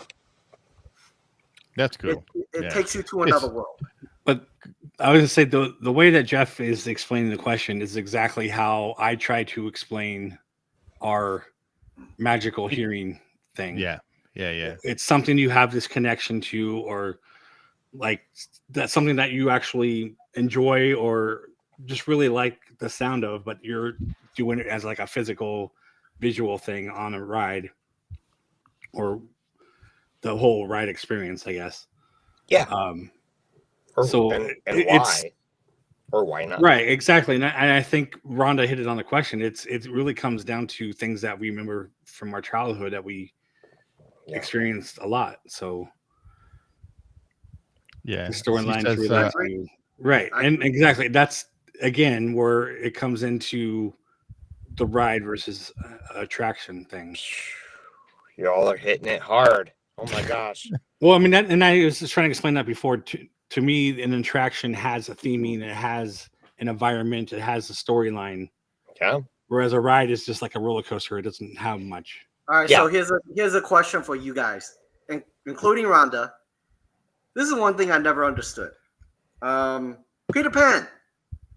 It's less than 1 minute. Yeah. There's always 90 minutes to 120-minute wait for that in Magic Kingdom. It sucks. I mean, you can't really see much. So I don't get the storyline. I mean, I get the storyline. I mean, I grew up, with that, but I'm kind of like, well, it's not a thrill. I can't see much. Yeah. Why do people still want to go on that? Why is exactly? Wait. Let's slow it down. Why? Here's what I would say. Why do you think people would stand in line for that? And I think that's where a good conversation could come from. I don't know. I like the vehicle. That's a good. I like the actual ride vehicle. How you're hanging. I was about to say you're it is looking. the only ride I think. Think about the story though. I mean, you are going through the story, you're flying through the story, but it's as I say, it's the only ride that actually hangs upside down, or it's top fed. Yeah, you don't see the track. That's not why I would get on this. No, but I think that it's a unique ride experience. Yeah, yeah, and I think that attracts a lot of people too. No, you're right, and I don't want to diminish that. It's like no, that's absolutely true. But I also think. Go ahead. Sorry, Jeff. Go ahead. No. No, I was saying that, like Peter Pan. I never been on it when I was a kid, and I just went on it maybe, like I was saying, I think it was maybe 10 years ago, something like that. I went on it, and it was the whole mechanical part of that ride that I really liked. The story was fine too. I liked the story. And you're flying through, looking down at Big Ben and all that stuff. That was really cool. But it was the whole way the whole ride system works for me, being already an adult and me like trying to figure out how this thing work. Yeah. You know, Right, that's so what is I it like worth? about it. Is it worth 2 hours to an hour and a half for this ride? Well, Here's a luckily we question don't for have to wait everybody, that long. at including you guys in the chat. Disneyland. And I have a theory, and my theory is, it doesn't matter how bad the ride is Neverland. Who doesn't like stand in line, give your ticket, and want to go to Neverland? Like that Yeah. is Disney. Right. So that Peter Pan ride is the quintessential like part of like we all want to happily ever after. Look, I went off a tangent in the Small World ride where it's like we're all dead and we're in heaven. You know, it's like, well, sort of, yes. And I feel that it's the same way in the Peter Pan ride. It's like Neverland is a place that we all wake up in the morning and want to be in Neverland. All of us do. I had a friend that brewed a beer, and it was a sour beer, and he called it Neverland Sour. And I'll tell you what, it blew up. It was partly because it was a great beer, but partly other because just the name. It's like, who doesn't want to? You know, when you're up there, you're ordering from a menu, you're like, ooh, Neverland Sour. I'll take one of those. You know, if there's like Neverland, a cereal box, you know, you're like, oh, what do I want to eat the first thing in the morning? And you're like, I don't know, you're walking down a cereal aisle and you're like, Neverland Crunch. I used to live close to Neverland Ranch. The dipping We'll sauce? talk about that later. Yeah. I'm here for you. I love you. You know, But I think it, you know, it comes down to what connection you have with that ride. Like Peter Pan, I like the ride. I'm not going to wait 2 hours for it though. No. Yeah, Okay. I wouldn't Yeah. either. I don't really want to wait 2 hours for Haunted Mansion though either, to be honest. But I will because it's Haunted Mansion. Yeah. And I think you're right. Like there's a balance between narrative, story. Like the story is strong on that ride, but then it's like an old ride. So I went on it not that long ago. It's like creaky. It's like it's not. It's the final stop that really jerks you. It jerks you around. You're like swing. You're like, this isn't. It doesn't. You're looking up. It's like, oh, these are Walmart tiles. And I have a thing about Walmart tiles and rides. Splash Mountain, Disney World. You look up. You're like, that's Walmart tiles. Like it takes away the magic. I can see those in Pirates though too. You know, I can see the ceiling tiles. I know. Okay, fine. I know. We've talked about this. So we've talked about this. The Small World too. So yeah, but I agree with you. So I'm completely like agree with everybody, and the fact that like why would you go on, but why wouldn't you? Because either the narrative, the story is so good, or we all like there's something in our hearts that loves the story. But here's the not thing, that though. good. Jeff, go ahead. You forget. Yes, sir. Majority of the kids who know Peter Pan are already adults. None of the kids know Peter Pan. Good point. So is this ride for you as an adult, or is this for your kids? think that through. I think for me, Peter I'm Pan kind of like. Isn't Peter Pan in general for adults? It's about never growing up, right? I mean, that's but remember, Disney is about the family, about the But how many people under 20 knows what Peter Pan's about? Yeah. What do you think? I mean, they did have a new show that nobody liked, but that's a great question to bring up. We were just talking about this, Steve. Fantasy Springs and that's Tokyo Sea, right? I think so. Yeah. I can't remember now. I think it's Tokyo Sea. Yeah, because it's not open yet, but they had a, what do you call that? Preview, like a media preview thing. So there is a new Peter Pan ride in there. Yeah, that was amazing looking. It's going to be one of the most popular, you can tell. Yeah. But that is more Star Tours like, I guess. It's a screen. It's a mix. Yeah. parents want to pass down their love of things like attractions. Absolutely true. Yeah, 100%. Yeah. Yeah. Yeah. Like, that's true, right? What do y'all think? Like, I think that's Yep. true. I'll give you an example. The reason why I kind of thought Peter Pan was for mostly adults is because when you do the character meet and greet in Magic Kingdom, it's always less than 5 minutes for them to meet Peter. Yeah. It's always the adults like, come on. The kid's like, I don't know. I don't want to go. Seriously. I mean, I agree. I live in Orlando. I'm in Magic Kingdom all the time. And that's what I sit there and just kind of look. And literally the kids are like, Who's that? what's that? You know? I know. They're like, why is Dad getting so like worked up about the guy in the green? And you see the parents are like, it's so great. You got to get a picture. I'm like, That's Robin Hood. are you the one who want to take the picture, or do you want the kid to pretend to want to take the picture? Yeah. There's a difference. Yeah. So this is the reason why I brought that up. I'm kind of like, yeah, that doesn't really. What is it? I mean, about that ride, I still don't understand that. Rhonda likes the villains, so she loves. Whoosh. Back at you, Rhonda. Now, speaking about villains, man, I really hope they do put the concept of villain area, Villain's or villain Land park together. Yeah. That would be so nice. Yep. It's super popular. The villains. I think they are, should and- do that as part of Disneyland Forward as well. Yeah. Just like a smaller version or whatever they're going to do. Yeah. Now, have you guys heard or seen? I thought I saw something on YouTube. They said they saw an article on the Orange County something newspaper, whatever it is over there, and they said Disneyland has more land to be able to build a third park. Is that true? They do on the somewhat, Tokyo or on the Toy Story parking lot. So it's they're going to knock out another parking corner. lot. Is that how they're doing it? Because if you look at the map, there's no real free land around. You can bring it up. Jay, you can show them. Yeah. So in the southeast corner so it's adjacent to like catty corner from Disneyland, or actually California Adventure.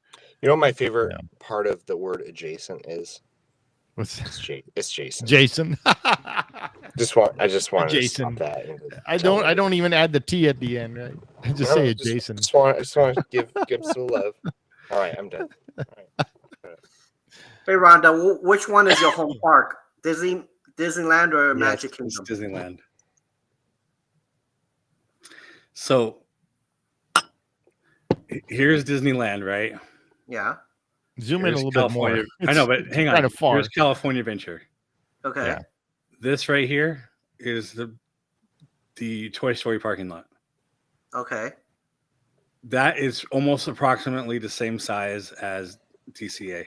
Yeah. If you count for this. Yes, there's some So buildings. where's everybody in park?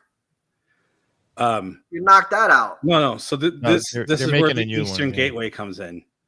All of this is cast member parking right now. Okay. They're going to build a garage over here. Oh. And then also this area right here, which is the transportation. Drop off. Yeah. All that's going to come over right here. Actually, I think it's going to come back here. And then all this will be the garage. Okay. And then they bought that one hotel, which brings out this area. So there'll be the walkway, and then there'll be the bridge that goes over. So that's how you can get away with doing all that. And to get to this, there might be incorporating something along this road with maybe the monorail. The monorail could. I mean, I've drawn. Can't even. Yeah. I've drawn this out on maps before where it could come around, and there's also this property that's still open, but I think somebody else owns it. But you could actually do something along there and come out this way or whatever. And this is Garden Walk, so that's an outdoor mall. Yeah, there is space, and especially if you like bought this little hotel or something. But yeah, there's things they could do, and if they incorporate the businesses around them, which is why it failed the first time, because they wanted the bridge to just go there and not be able to get people walking to these businesses. But if you were to open it to those businesses and open the garage to these businesses, I mean, they can do whatever the hell they want. All the businesses care is that people can get to their business as well. Yeah. And then I think, before I was thinking, well, there's parking here, you should have a skyway that goes from here to here, so people can get to the convention center and all that. But I mean, there's tons of things you could do. So show them the parking lot for Disneyland Forward. So, let me turn this. Yeah, that's better. You can. So, like, this is the Mickey and Park. Friends garage already. Mhm. Let me turn it. Well, that's not a good angle. It's okay. You can kind of see.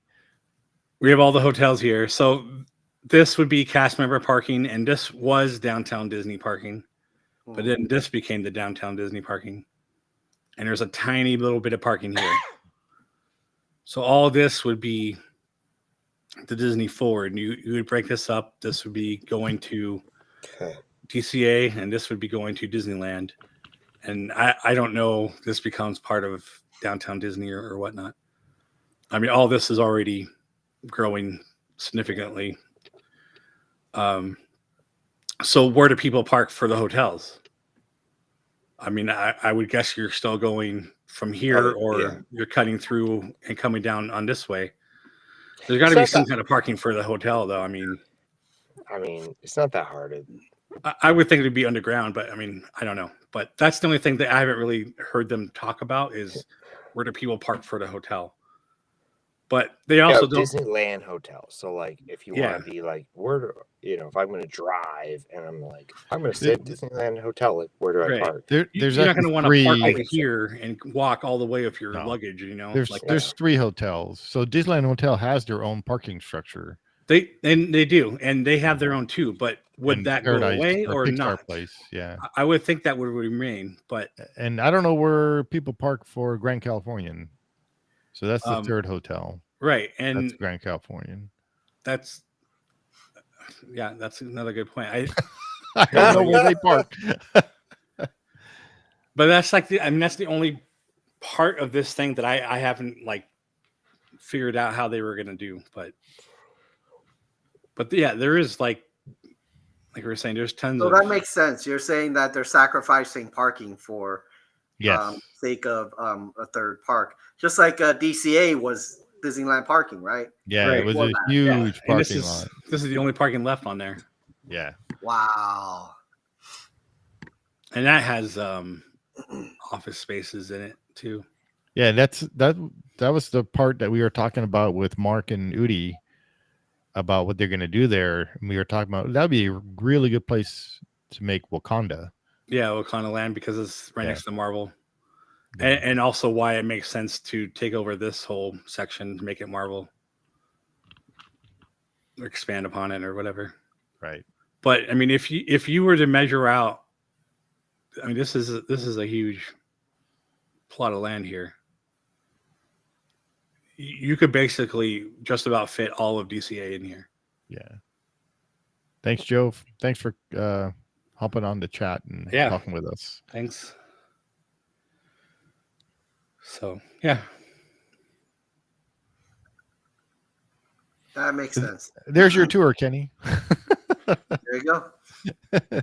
Yeah, I'm not so I was watching a video on that. I'm like, where the hell are they gonna put it? Yeah. They got no room.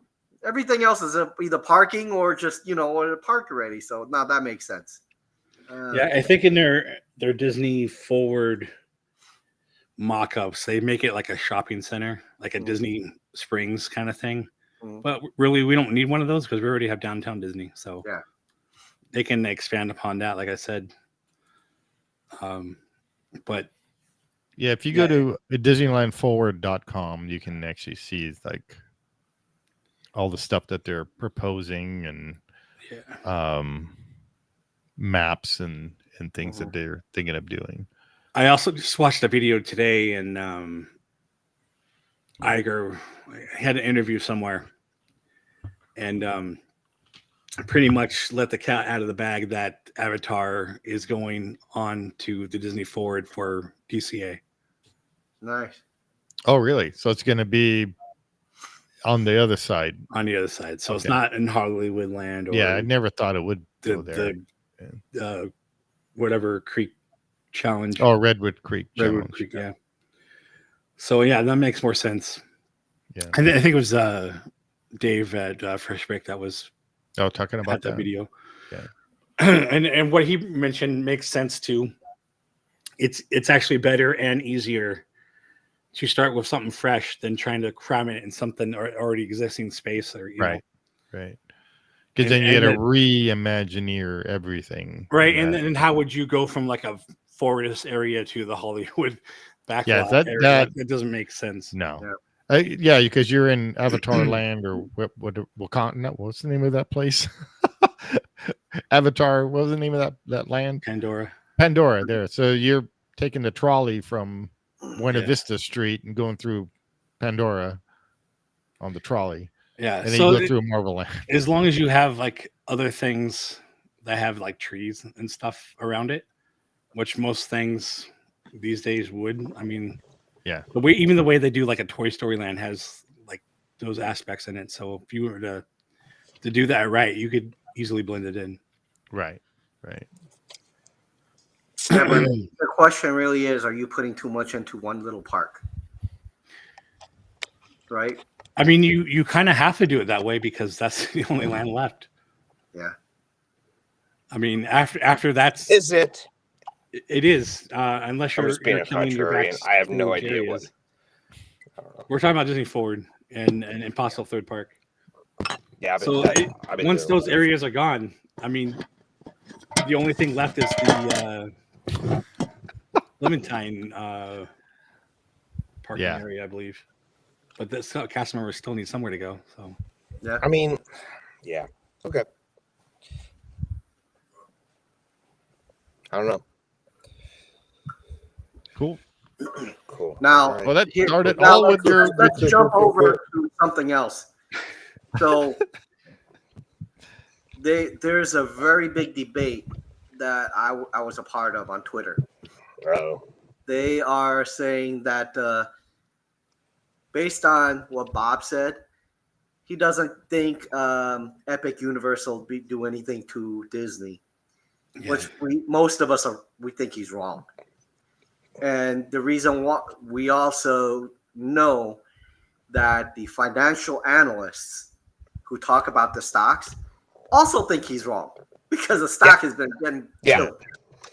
I personally think they're going to take a huge beating, in my opinion. And my opinion is when they open up, it is the best time to go to Disney because you're going to go walk right into some of those rides. Yeah, I think Bob thinks he's wrong, but he just can't say it.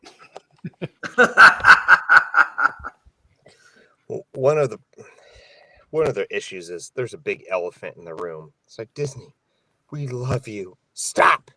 Like, just stop. Do like, well, and that's Universal's like the silly. Universal Studios like the crazy cousin, like Cousin Eddie from like National Lampoons. He's just like, hey, I'm showing up with his RV camper. Save the neck for me, Clark. Hey there, Clark. Things are gonna, and everyone's like, I love that person. Let's go there. And I think like Universal is doing the crazy Cousin Eddie. I don't know if this is true. I'm being really ridiculous. No, I mean, no, it makes sense. The cool new, not even the cool guy comes in and is like, hey, he's just like, we don't care. Yeah. You know, Nintendo, you love Donkey Kong.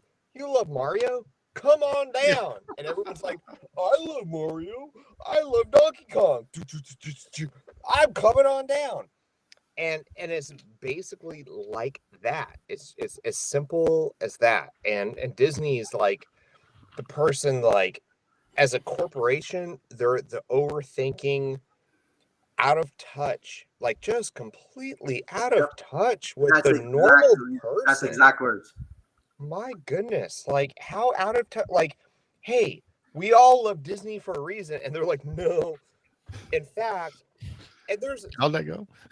No, oh, no. dude. You don't. In fact, we're you love Star Wars? Here's the new Star Wars. You love Marvel? Love this Marvel. You love this? Here's the new thing. And when you don't like it, we're going to be like, well, you know why you don't like this? It has nothing to do with the fact that we're just put out crap. And the fact that you're a toxic person. Like you don't like this, you don't like that because it's you. You're the problem. There's a word for that. It's called gaslighting, and that is not good. It's not a helpful thing. It's just not. It's not good on. It's an abusive relationship. If you had a wife or a husband, and someone was doing that to you on a micro level, you would say I'm in an abusive relationship. But then when a corporation does it to you, it's still abusive. It's still abusive. It's abusive to your wallet. I know. So what do you both of you, Steve and Jay, what do you think will happen when that opens up? Well, I think I hope it happens even sooner, but as all the shareholders and everybody are now like, oh, what the hell is Iger doing? We should have voted him out while we had a chance, but they blew it. So, and I have a feeling that he's going to get pushed out because he's not doing the company justice. And at some point, even the board members have to realize that he's just talking out of his ass. He's not doing anything. Yeah. Do you think he actually cares about like social justice? Like, because I do, like honestly, go ahead. There's something wrong going on here. Like he dumped his stock. He's not doing anything that he used to do. Like it's like a 180. Like that's not how you run a company. Like I think he's trying to get fired. Like, I don't understand. It doesn't make sense. I'm a dummy when it comes to this stuff. So for all our listeners, I have no idea what I'm talking about. Well, here's the thing. I think you're right. He wants to get fired because I could guarantee you he's got a big golden parachute if they fire him. Sure. Yeah. If I had a golden parachute, I'd do the same thing. I freaking coast.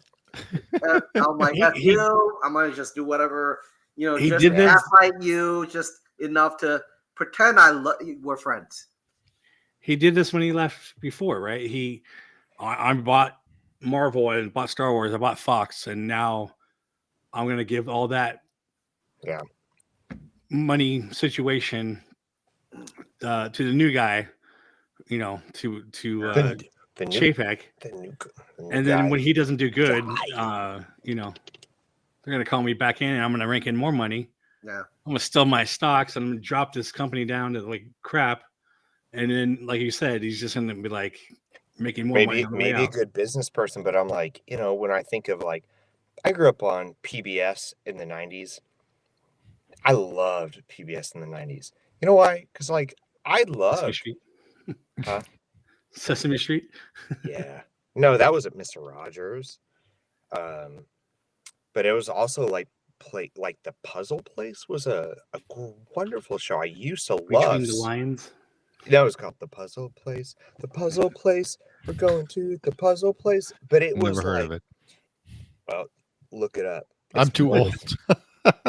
Well, you're never too old for the Puzzle Place. And here's why. The Puzzle Place was Disney, or not Disney, PBS at its best. Because like PBS was known for its like you can be a company. You can be like PBS was always known for. Back in the 90s, we wouldn't say it was woke or whatever, but you would say PBS was always pushing for social justice. But when you say that nowadays, you're like, oh, it's this. There's a whole definition. But back in those days, it was just like it's like Martin Luther King. It's like, who doesn't like Martin Luther King? He fought for good things. Like You're either like it was, and so like people, to be like PBS back in those days. It was not just inclusive. It was pushing social justice, but it was in a certain way that said, "Hey, everybody, come on board. It's a party." You know, this is a wonderful thing. This is a fun thing.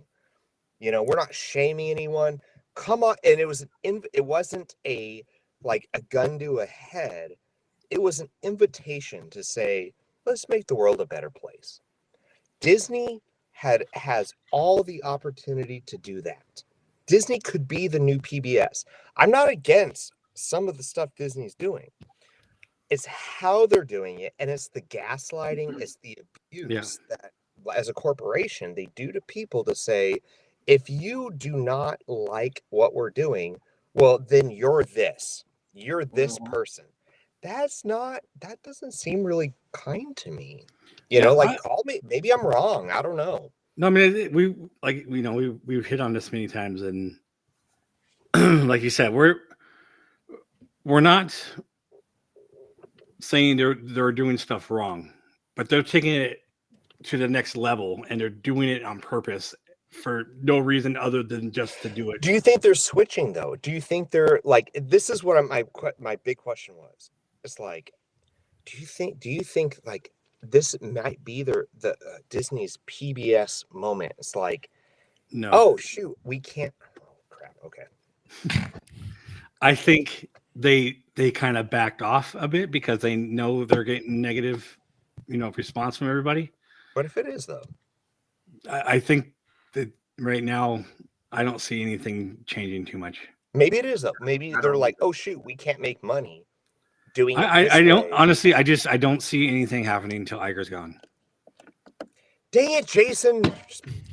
I agree. It's just how I see it. It's just if things were going to change, they would have changed for the better already. Well, I love you. I'm just teasing. Well, here, Jay, I have to take that a little bit further. Everybody on the board needs to go too. Yes. If you look at everybody on the board, they are some freaky. They're from. They believe in freaky shit. Excuse the language, but they believe in some freaky stuff, or they adhere to BlackRock, and BlackRock is one of the most woke companies in the world. BlackRock actually said to some of these companies, "You want some money in the future? You got to do what I tell you to do." Yeah. So the reason why all these woke things are happening is because of BlackRock. And it's not just BlackRock. So it's like there's these corporations. BlackRock owns Vanguard, and Vanguard is also woke because they own each other. They have a incestuous relationship. And here's the thing: it's like if I'm a corporation, I'm like, what do I do? Let me be empathetic. I'm like Bobby Iger. I'm like, oh shoot, I got to keep this thing This is the Titanic, an iceberg straight ahead. Mm-hmm. And if I hit this thing, which we're like dead ahead. Because it's a giant black rock. That's pretty good. Oh shoot. Oh man. Okay. Well, that's a whole other. That's pretty good, dude. I did. Sorry, that was really good. Yeah. Okay. Let me ask you. Let me ask you this. This is a really weird question, but I have a feeling you guys would agree with me. Mm-hmm. If we bought the way that Tokyo Disney was ran and built to the United States, would it make a better Disney here in the United States? Yes. No doubt. Think about what we just saw, right, from Tokyo and what you know. Yeah. I'm not capable of answering that question because I'm a dummy. But but y'all feel free because like that's a Jason question or a it's an absolute yes. It has to be because you'd be running things the right way. You would invest the money that you needed to.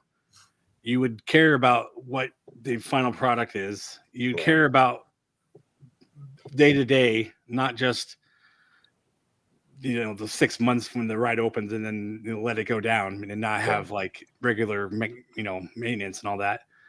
Your food would be better. You probably pay your cast members better because I think they pay better over there. And just in general, their merchandising, their products they have for sale is way better than the stuff we get. So much more cooler. Yeah. What I was gonna say we get popcorn buckets. That's it. I was gonna say earlier. Oh wait, you guys get popcorn buckets. Yeah, okay. We don't get nothing over California here. gets Florida, popcorn man. buckets, but I try to look for some good popcorn buckets. They're horrible. Seriously. Poor Kenny.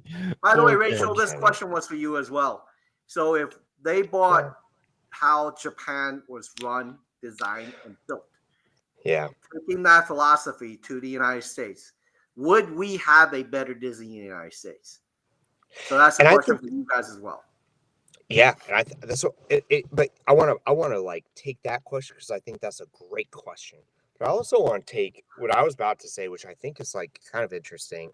It's like, okay, if I was a CEO of a company that's like, we joked around like BlackRock straight ahead. It's like, what if I'm getting more money from corporations and to the point where I don't need like public's.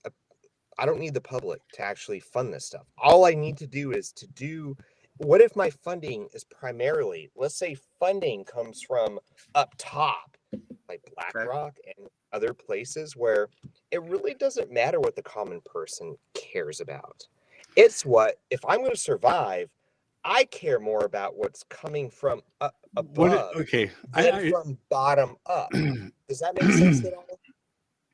I see. I know what you're saying. And when you say survive, I mean, he's already got millions of dollars. So bingo. That's exactly what I would have thought. Okay. You're basically, I mean, we're getting to the point where he, and this goes with the whole board, not just him. Yeah. You're taking money from BlackRock, whatever, and they're telling you what to do, and you're doing it, even though it makes your company bad. Not just in the public eye, but just then generally why would you care doing about bad. What us plebes think? Like, why would you care? Why would you care? Because you're the freaking CEO of the company. But you wouldn't care about what we think. You're like, well, I'm getting my money from up top, not from bottom up. Okay, if I'm getting my money bought from the top down and not from the bottom up. You already have millions of dollars. Do you need millions more? Well, when you do, then I think we're on the same page. I think we're on the same page. I really do. Like, that's what I mean. So I have all the money I could probably ever spend, but you're offering me more money, and I'm going to make myself look bad and stupid and bring my company down. There you go. That was my question. That really was. But I'm just saying. So I mean, we're just talking ethics now. Like for me, I would be like, no, I love this company. I want it to look good. Yeah. Right. I already have lots of money. But what if my company does good, I still make more money. But what if your ethic was pragmatism? The thing is that there's something in the middle that really is very dangerous. Yeah. Oh, the middle. Interesting. You think this through, right? What happened to Elon Musk was really simple. Elon was like, I don't need their money. I don't care. Yep. They forced him to, in court, to say he's guilty, or they're not going to give him money. Yeah. Here's the problem. BlackRock is really blackmailing every company out there. Yeah. And Vanguard.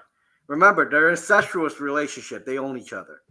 Yeah. So they own, between those two, I think it's, they have 20 trillion or something like that. That's a lot of money that can be put to use, right? Yeah. And they literally said the same thing to Elon. And this is what happened to Elon. When Elon, they told him, hey, you got to shut these conservatives down. And he's like, no, I'm not shutting them down. Guess what they did? They had all the companies, including Disney and everybody, pull out their advertisements. Yep. Yeah. So good point. Good point. Good point. My goodness. That's where the problem really lies. There's something in the middle that we don't really see. Right. And that's what we're saying, Rhonda. So you can be controlled because you are all about the money. You can be bought, I guess. Yep, you can be Exactly. bought. I agree with Rhonda. Like, you can't be controlled because you love You Disney. shouldn't be because you love. That's, Disney. it's so separate. Exactly. It's so I agree with different. what Like, Jason said. Yeah, And what it's a we- matter of you. This You is- shouldn't be able to be bought, well, but and you this are is- because you have no Ethics. ethics. Exactly. Well, and here's the thing: it's like, you know, when people love Disney and they think it's the lines in the sand. Either I don't like what the corporation of Disney is doing now, but I love Disney. I have to just be like, I don't like Disney. You can love Disney, and it's like having a She's saying that I can't be bought, and yes, that's right. I mean, you could have a cousin who you're like, well, I don't agree what they're doing, but I love him. I love her, or I love him. You know, like you could be that way. There like love. Here's why I'm not super sensitive to like talking about this stuff on podcasts. I love Disney. I love Disney. I do the goofy voice. The opposite of love isn't hate, it's indifference. And I'm not indifferent. I love Disney, and I'm a very simple, like I just want Disney to be Disney. You know, I'm not trying to move mountains. Yeah. But at the same time, I'm like, Disney can still be, I cannot agree with Disney and be like, I'll still go work for them. I don't care. Like, whatever. We don't always have to agree on everything. That's okay. No, That's okay. I agree with you. Yeah. I don't hate Disney. I still don't No, hate you Disney love even for Disney. what they're It's doing. I just literally hate what how we they're do. doing it. Yeah, exactly. But it's if we talk negatively sometimes, it's not that. No, it's we hate want them to Disney. do better. Like we keep saying that. We want, because you to- love Disney. and that's the whole point. Is that the board doesn't, right? Well, They and that's can't. where, They Because if don't they really did, they wouldn't be understand doing Disney. this.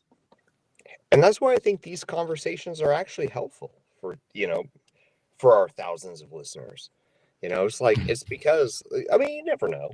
Like these kind of conversations can influence people later in life. Maybe, okay, we make jokes. It's like thousands, but like maybe there is 1, 2, 3, 4, 5, 10, 100, maybe down the road that actually does listen to something like this and say the same thing we're talking about. It's like, we love Disney. We have no, like, this isn't a podcast where we just bash on Disney. No, we love Disney. And we so don't- go through the rides. We love Disney, and we don't get paid for it either. Exactly. Yeah, I'm about to go. Kenny, Right. I have to send you this link. I sent it to Steve the other day. I was watching this video, and Oh yeah, because I we were was just- talking about this. I was just like, "Oh my god, this is so Kenny talking about how people are getting paid." Yeah. By Disney. I Disney. But I think you're right that we all love Disney. This is the reason why we're here. The problem is Disney listening? You know, there's a difference Good between question. listening and taking it in, Yeah. or going in year, coming out the other, and not using that information. Yeah. But- Disney's not listening, but I think the shareholders now. are starting to. Not now, but maybe they will. Maybe they will. And The that problem with would that be is that the BlackRock and now that are shareholders. So Just to give you an idea, I kind of saw everything in writing before they went crazy, you know, on all their designs. I actually went looked at what came out of the D3, and I realized they're going down the wrong path. Yeah. And literally, when I made that decision, I sold my Disney stocks at 130 something. I made a whole boatload of money. Yeah. Now I'm just waiting for it to get back down to 30. You'll see. Yeah. When there's a market crash, Disney will crash really hard. By the way, his reason is voice. because it is in a sector where it requires a lot of disposable income. Interesting. Okay. I didn't know that.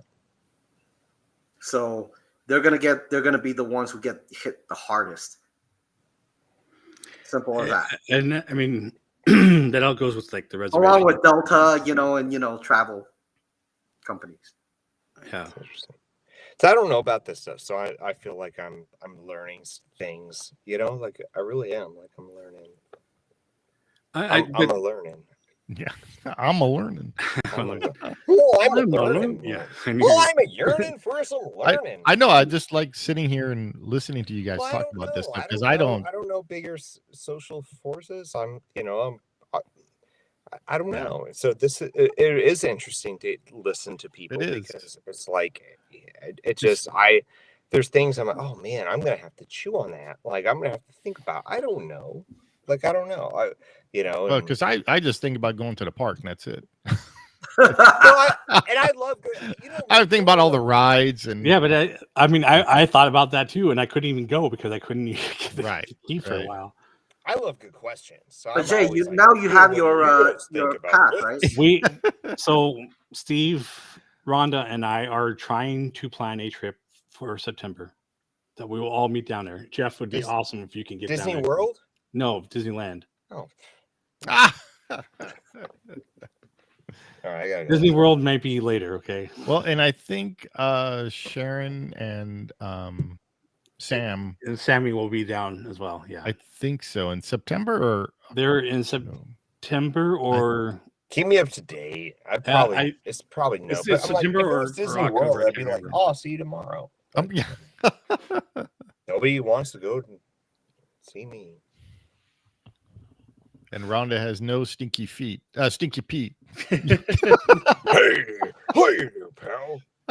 I hope she has no stinky feet. Yeah. I know we're talking about you. I'm sorry. Yeah. You gotta keep them under your thumb. Hey, by the way, Steve. Yes. You actually do a very good Sean Connery. When did you hear me? I did it once. Yeah. I don't remember. I'm like, oh shit. Now you gotta do it. He's pretty good. No, that's all right. Come on. We need to have like we need to have like a segment on our podcast where it's like voices of everyone do your top 3 voices and I guarantee you're right. I think you're right. It's like Steve-O's got a good Sean Connery. I've said, Jason's got he's a voice actor. You can speak Nederlands. What'd you call me? Yeah. I always do what? Exactly. Ik spreek Nederlands. I mean, I can speak Dutch. Oh, yeah, that thing. Yeah, that thing. Yeah. No, I mean, y'all do. Y'all are very immensely talented. It would not. Yeah, it would not surprise me. We could have a 5 to 10 minute segment where we do our top 3 voices. It would be wonderful. And Rhonda does cosplay. She can there you go. talk as certain characters. So. Yeah, there you go. And Kenny, what character can you do? Absolutely nobody. Oh, come on, Kenny. I'll be the referee. How's that? Kenny's got a great voice. I love Kenny's voice. Oh my god, that's funny. Nah, I love your voice. I think you're.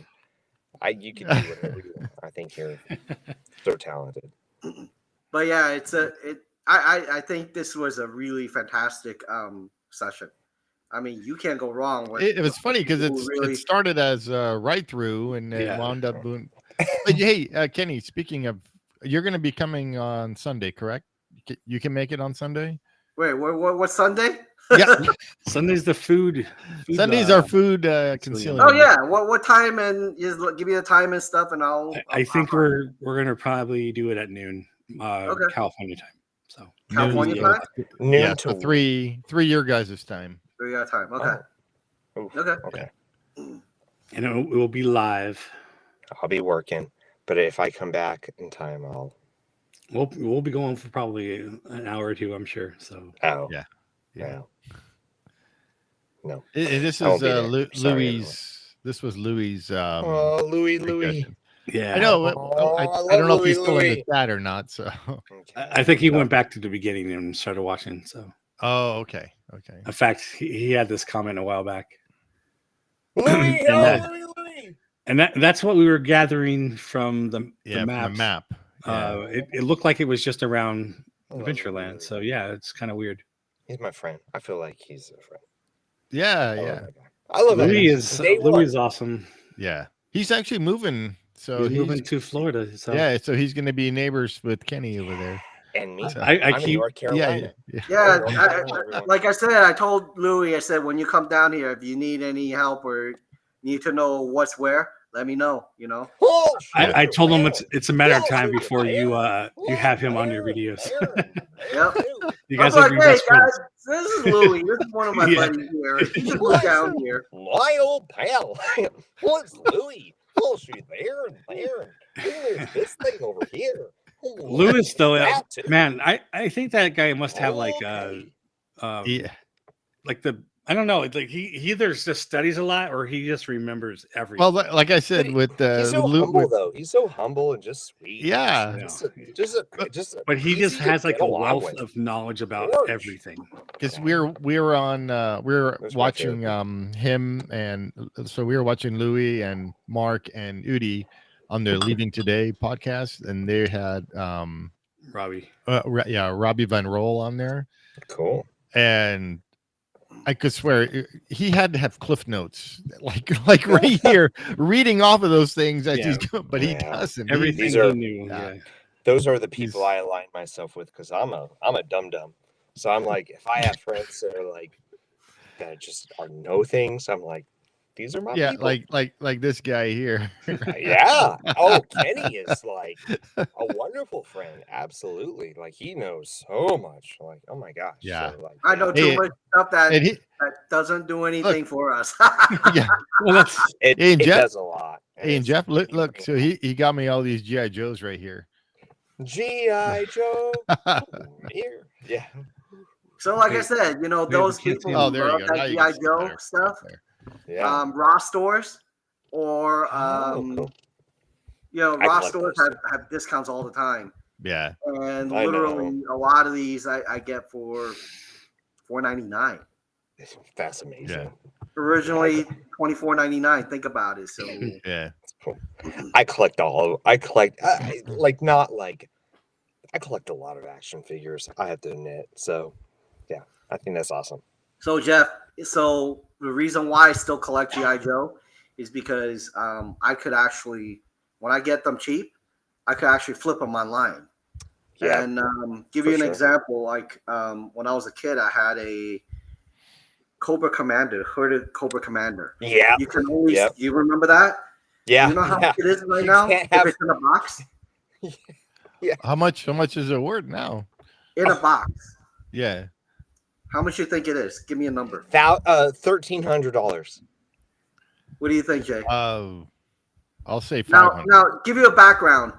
In order to get this, you have to clip those little flag things, you know, on the. Oh yeah, on the back, Boys. right? Oh, Yeah. $3,200. The last time I saw one, and remember, in order to get that at that time, it was only $1. Yeah. $800 in a box. For a Wow. little, like that. That's The little yeah. I bet you. Well, could it's like actually- Yoda. So good. No, the Java. So if you have the Java, I Mhm. believe it's the one with the cloth coat. That's worth a lot of money, and then the plastic one is not worth that much, or You know- vice versa. It's one of those two. You know what what really surprised me that is worth so much is Barbies. I didn't know, you know, if those things, if you have them in boxes. I went to a Yeah. toy con and literally there was a Barbie on display. Literally, it's like Fort Knox, all different kinds of locks and keys and everything. $15,000 for one. For I'm one like, Barbie? wait, what? Wow. I'm like, are you kidding? They're like, no, it's 15,000.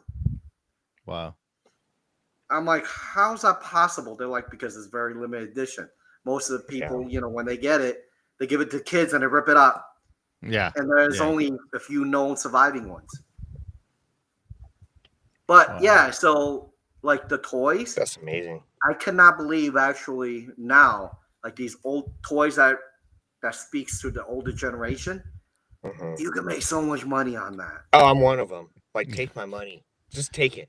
Take my money, please. I sold mean- my pins. No, I have your pins. You gave me No, some yeah. goofy Oh, hey, speaking of, I did find some more. Oh, send them. Send Yeah. them my way, please. Please. No, I love those pins. Those are so good. Was she the black and white bathing suit Barbie?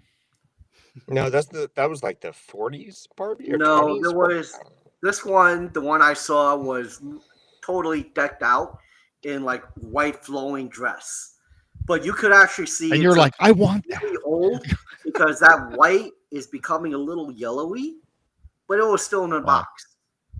15,000. Yeah, my sister has a bunch of Barbies when she was a kid. You might want to So be they're like, really this old. wasn't open. Can I grab that? No, they've been played with. And I'll give you an example. Another thing that actually sells is actually anything to do with the Star Wars, and that's limited edition. You mean like my helmets, or not my helmet, my action figures that I have? Yeah, if it's limited edition and you know that there aren't that many available, you could actually sell them. Like Disney.com. I actually go on there and look at their toys a lot. And Yeah, I'll because look sometimes to they're on which clearance. one is limited edition, or how many. There are toys in there which every now and again you know that'll make you money is when it says only 2 or 3 available to you. And I actually bought a few of those on the Star Wars thing 6-7 years ago when I was living in Atlanta. Oh, and right. I bought the whole sets, and I called my friend, yo, order me the sets. Yeah. Literally, the whole set cost me about $400. And 2 years later, because not many people actually had that as a set, I turned that $400 into $1,200. Nice. 2 years. Wow. Yeah. So that's what you got to start thinking about is literally taking what you love and translating into, maybe there's something I could making the money. Kind of pay for my. You need to buy 2, so one that you can play with and one you can sell.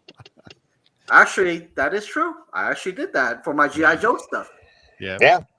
I mean, although then I screwed up because I'm like, 1 to sell, then 1 for me. And I'm like, well, but maybe I want 2. Yeah. And then I'm like, maybe I'm a creative type. Maybe I'll make a diorama. And I'm into diorama building. So then I put action figures. I'm like, whoa. Like, I'm big in Ninja Turtles. So I like build like scenes from the cartoon or the movies. Yeah. Oh yeah, dude. I buy like, and then NECA, like they make all the dioramas already. Yeah. So like, give me. So then I put them up, but then I'll make my own. I'm like, I'm gonna make a diorama. And then I'm like, I'm sitting there like at work, and I'm like, I should be doing my job. But then there's times where I'm like, you know what would be a cool wanted poster on that like left sort of building that's on the left right eastern part? A wanted poster of Baxter Stockman. Oh, but was it pre-mutation or post-mutation? I don't know. I don't know. I'm a sick man. Hello. Hey, Goofy 23. That's he's a Goofy. goofball. Well, it's Goofy too. Well, it's nice to see you, pal. He's a buddy of Larry from Goofy Guys Adventure. Yeah, there's a lot of goofy guys over there. I love it. This is who we want Larry to meet. So we call him, right? Yeah, Goofy 23. This is Jeff. We want him. We want Larry to meet him. It's Goofy. He's not paid. Why do we always stick together? Was Goof Troop best of friends forever? Time on time, wherever. That's still amazing. Hey, speaking of G.I. Joe, this is the one helmet I've always wanted to buy. Yeah. The Cobra. Yeah. Cobra Commander.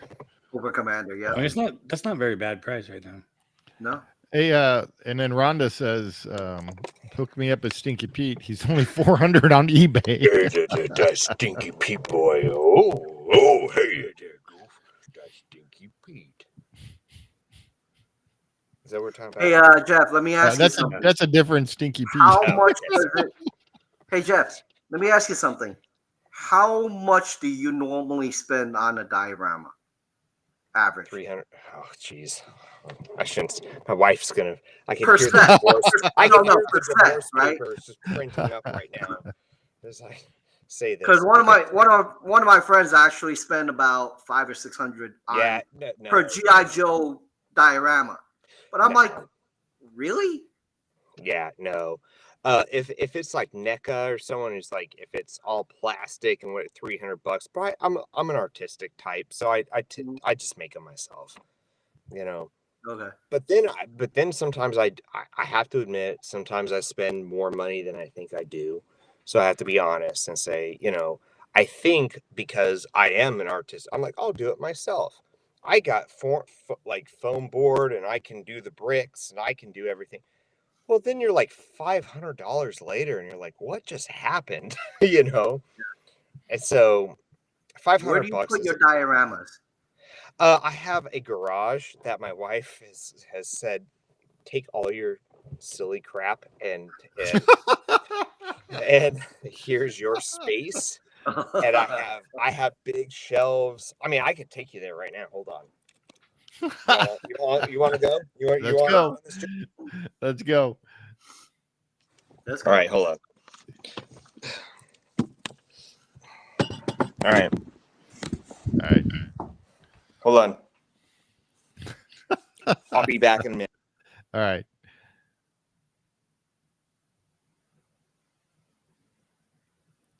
So, yeah. So this turned in from a ride through to now Hey, a Mr. tour. Pretzel, welcome to the chat. Oh, that's my nephew again. He's just changing his name. Oh wow, that was quick. No. Oh wow, that's cool. Wow. No microphone. I think that's what he was saying. Sorry. This is there we go. This is my bad. Look, man. Like I designed this Channel 6 van.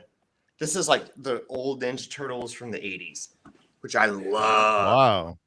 Yeah, so I like this. Can you mirror your camera? Or you can? No, I don't know. It's backwards. Yeah, I don't care. All right. It is what it is. Wow. So like I like that I can read Cowabunga. Cowabunga. Yeah, it does. It does. It's Cowabunga. So you made that building, or is that a bot? No, that's NECA's, but I repainted it. Okay. But then like here's some. Oh, look at all the action figures. Oh wow. Yeah, That's so you have a little Gumby action figure. Those are the GI Joes back there. I do, and I have tons of GI Joes. I have tons of stuff. This is gonna be my Disney wall. You know, this is just like Scooby-Doo. Like I just moved. Zam. Like I just moved in. Here's like Darkwing Duck and like I have. So this will be all Disney, which I have bins. I have like bins of stuff to like put up here. Here's my other diorama from Ninja Turtles 2. It's called the Dock Shore Club. It's when like they see Toka and Razar, Ninja Turtles 2. You know, so you know, like it's what I do. I come home, I get bored. I'm not bored, but. Oh, here's you get creative is what it is. Yeah, like it's a spot for me. Here's my wrestlers, and then I have like here's Thundercats. Oh, cool. Like, Bucky O'Hare. And, oh my God, he's got cases. Yeah, I got like Biker Mice from Mars. Here's Toxic Crusaders or Toxic Avengers. Yeah, so I like this stuff. I just Oh, I got He-Man. I don't know what to do with all my He-Man stuff. Yeah, so that castle we have, it's for sale over here. Tons of this stuff, like tons. That's so neat. Yeah, so I'm gonna that castle's worth a lot of money. No, it's not. It's brand new. It's brand new, so it's not. It's worth like. It's not the original one. No, it's not the original. Oh, it's brand new, but it's fine. It's like because they have an original from the 80s over here. Yeah. At one of the stores over here. And they want like $500 for for that castle. Jeff was poor in the 80s. He came from humble beginnings, so he was like, Well, that was cool. Thank you. Well, yeah, my pleasure. My goodness. Thank you. So do you ever Thank you for take seeing. a diorama and like, I don't like this one anymore, I'm going to change it? Mm-hmm. Yeah, I just No? toss them. Yeah, I throw them out. Throw them out? Yeah. Well, I'm trying to get better, like, and there's stuff I see people like trying to post like, oh, dioramas. Here's on my like Etsy or like I don't know, Etsy or eBay or whatever. It's like, well, they're not that good, like, and mine aren't either. But I'm getting better, and so I just don't. I think, hey, I get it. Like if you're just not a creative type and you're like, there's things like I'm not good at. Like I can't, if I have an impacted tooth, like I go to see a dentist. Yeah. If I'm sick, I go see a doctor. There's things I can't do. Like, oh, if I have a minor fender bender, I get a lawyer. You go watch the ride we just watched. No, I get a lawyer.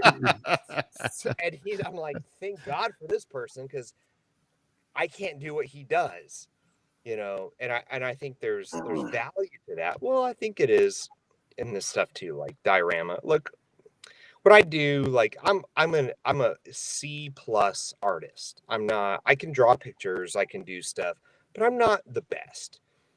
I can do what I can do, but then it's like, but you know what makes it fun? It's a community. That's what makes this fun. It's like I get to hang out with a bunch of nerds that are like, well, what did you do to your diorama?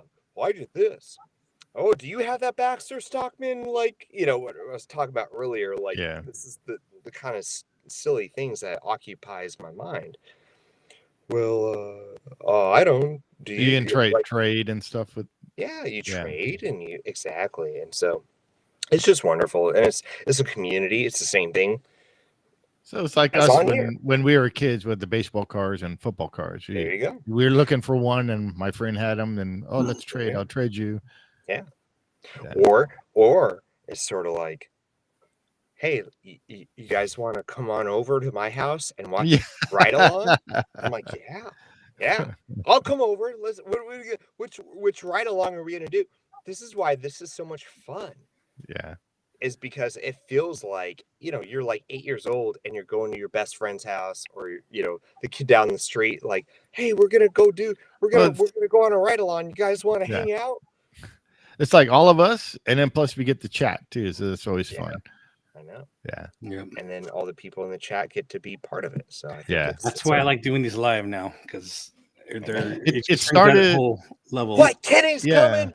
Kenny's coming. No way. I love that guy. Kenny's coming. Okay. Well, I'm on my way over.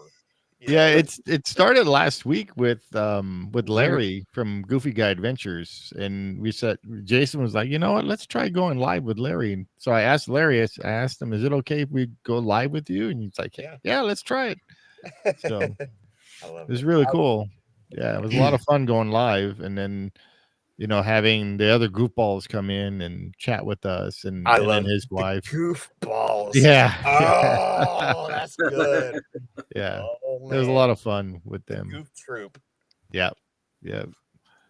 So then Jason's like, hey, let's try going live today and on our another ride through, because we were normally Jason and I record these on like Tuesday or so, and this time he's like, you know what, let's try doing that live. That was a lot of fun.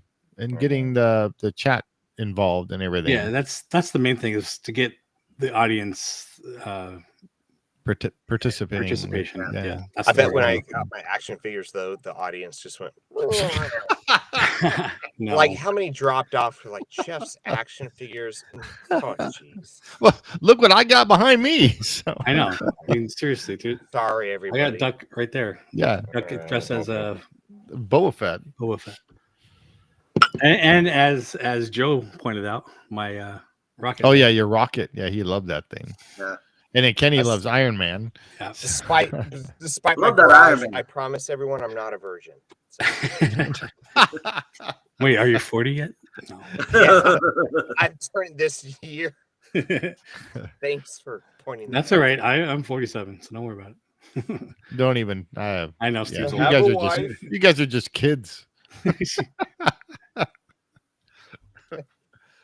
All right. Well, we've been at it for almost 2.5 hours. All right. Wow. Wow. Well, we saw 2 ride-throughs and we talked about a bunch of stuff, and so Yeah.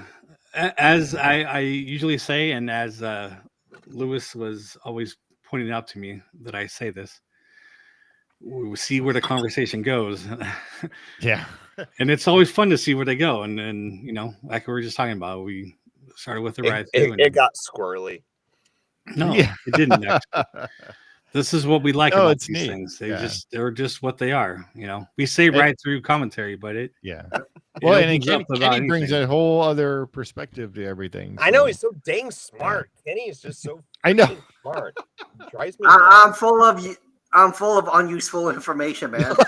It's all useful. Oh man. That's why I think Wait, you and Lewis together are going to be like just bouncing ideas and information off of each other, and you're going to learn from each That's other. where like the goofy scolding, Wait, I want to the see what scolding side of Rhonda Goofy comes out. I'm said. like, well, that's not true.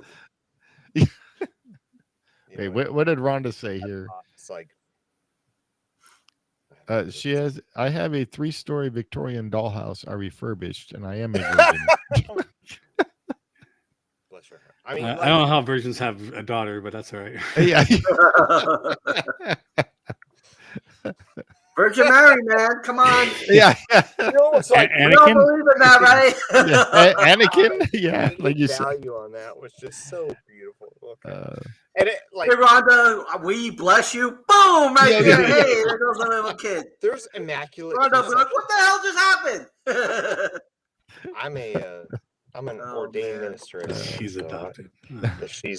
if that's an immaculate conception, I'm not gonna. Yeah. Oh gosh. Identify however you want.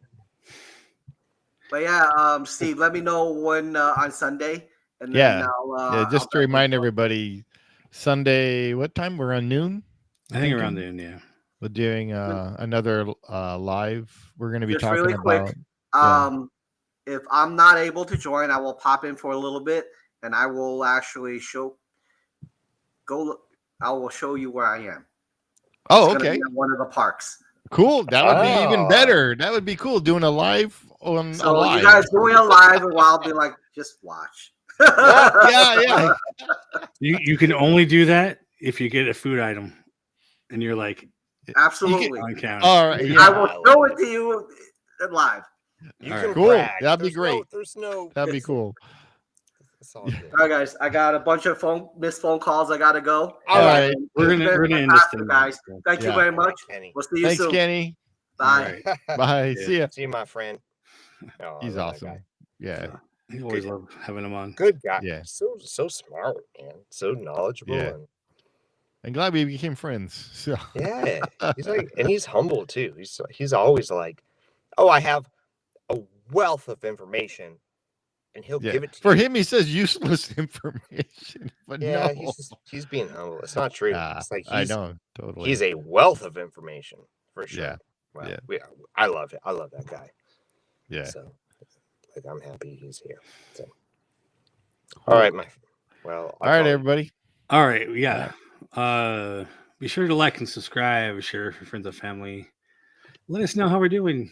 Comment below, and we'll see you on the next one. See you real soon. It should be a rhetorical question. Let us know how you're doing. Like, let us know how we're doing. How you do? Oh, sorry. Yeah. Okay. Okay. Click it. Click the end stream.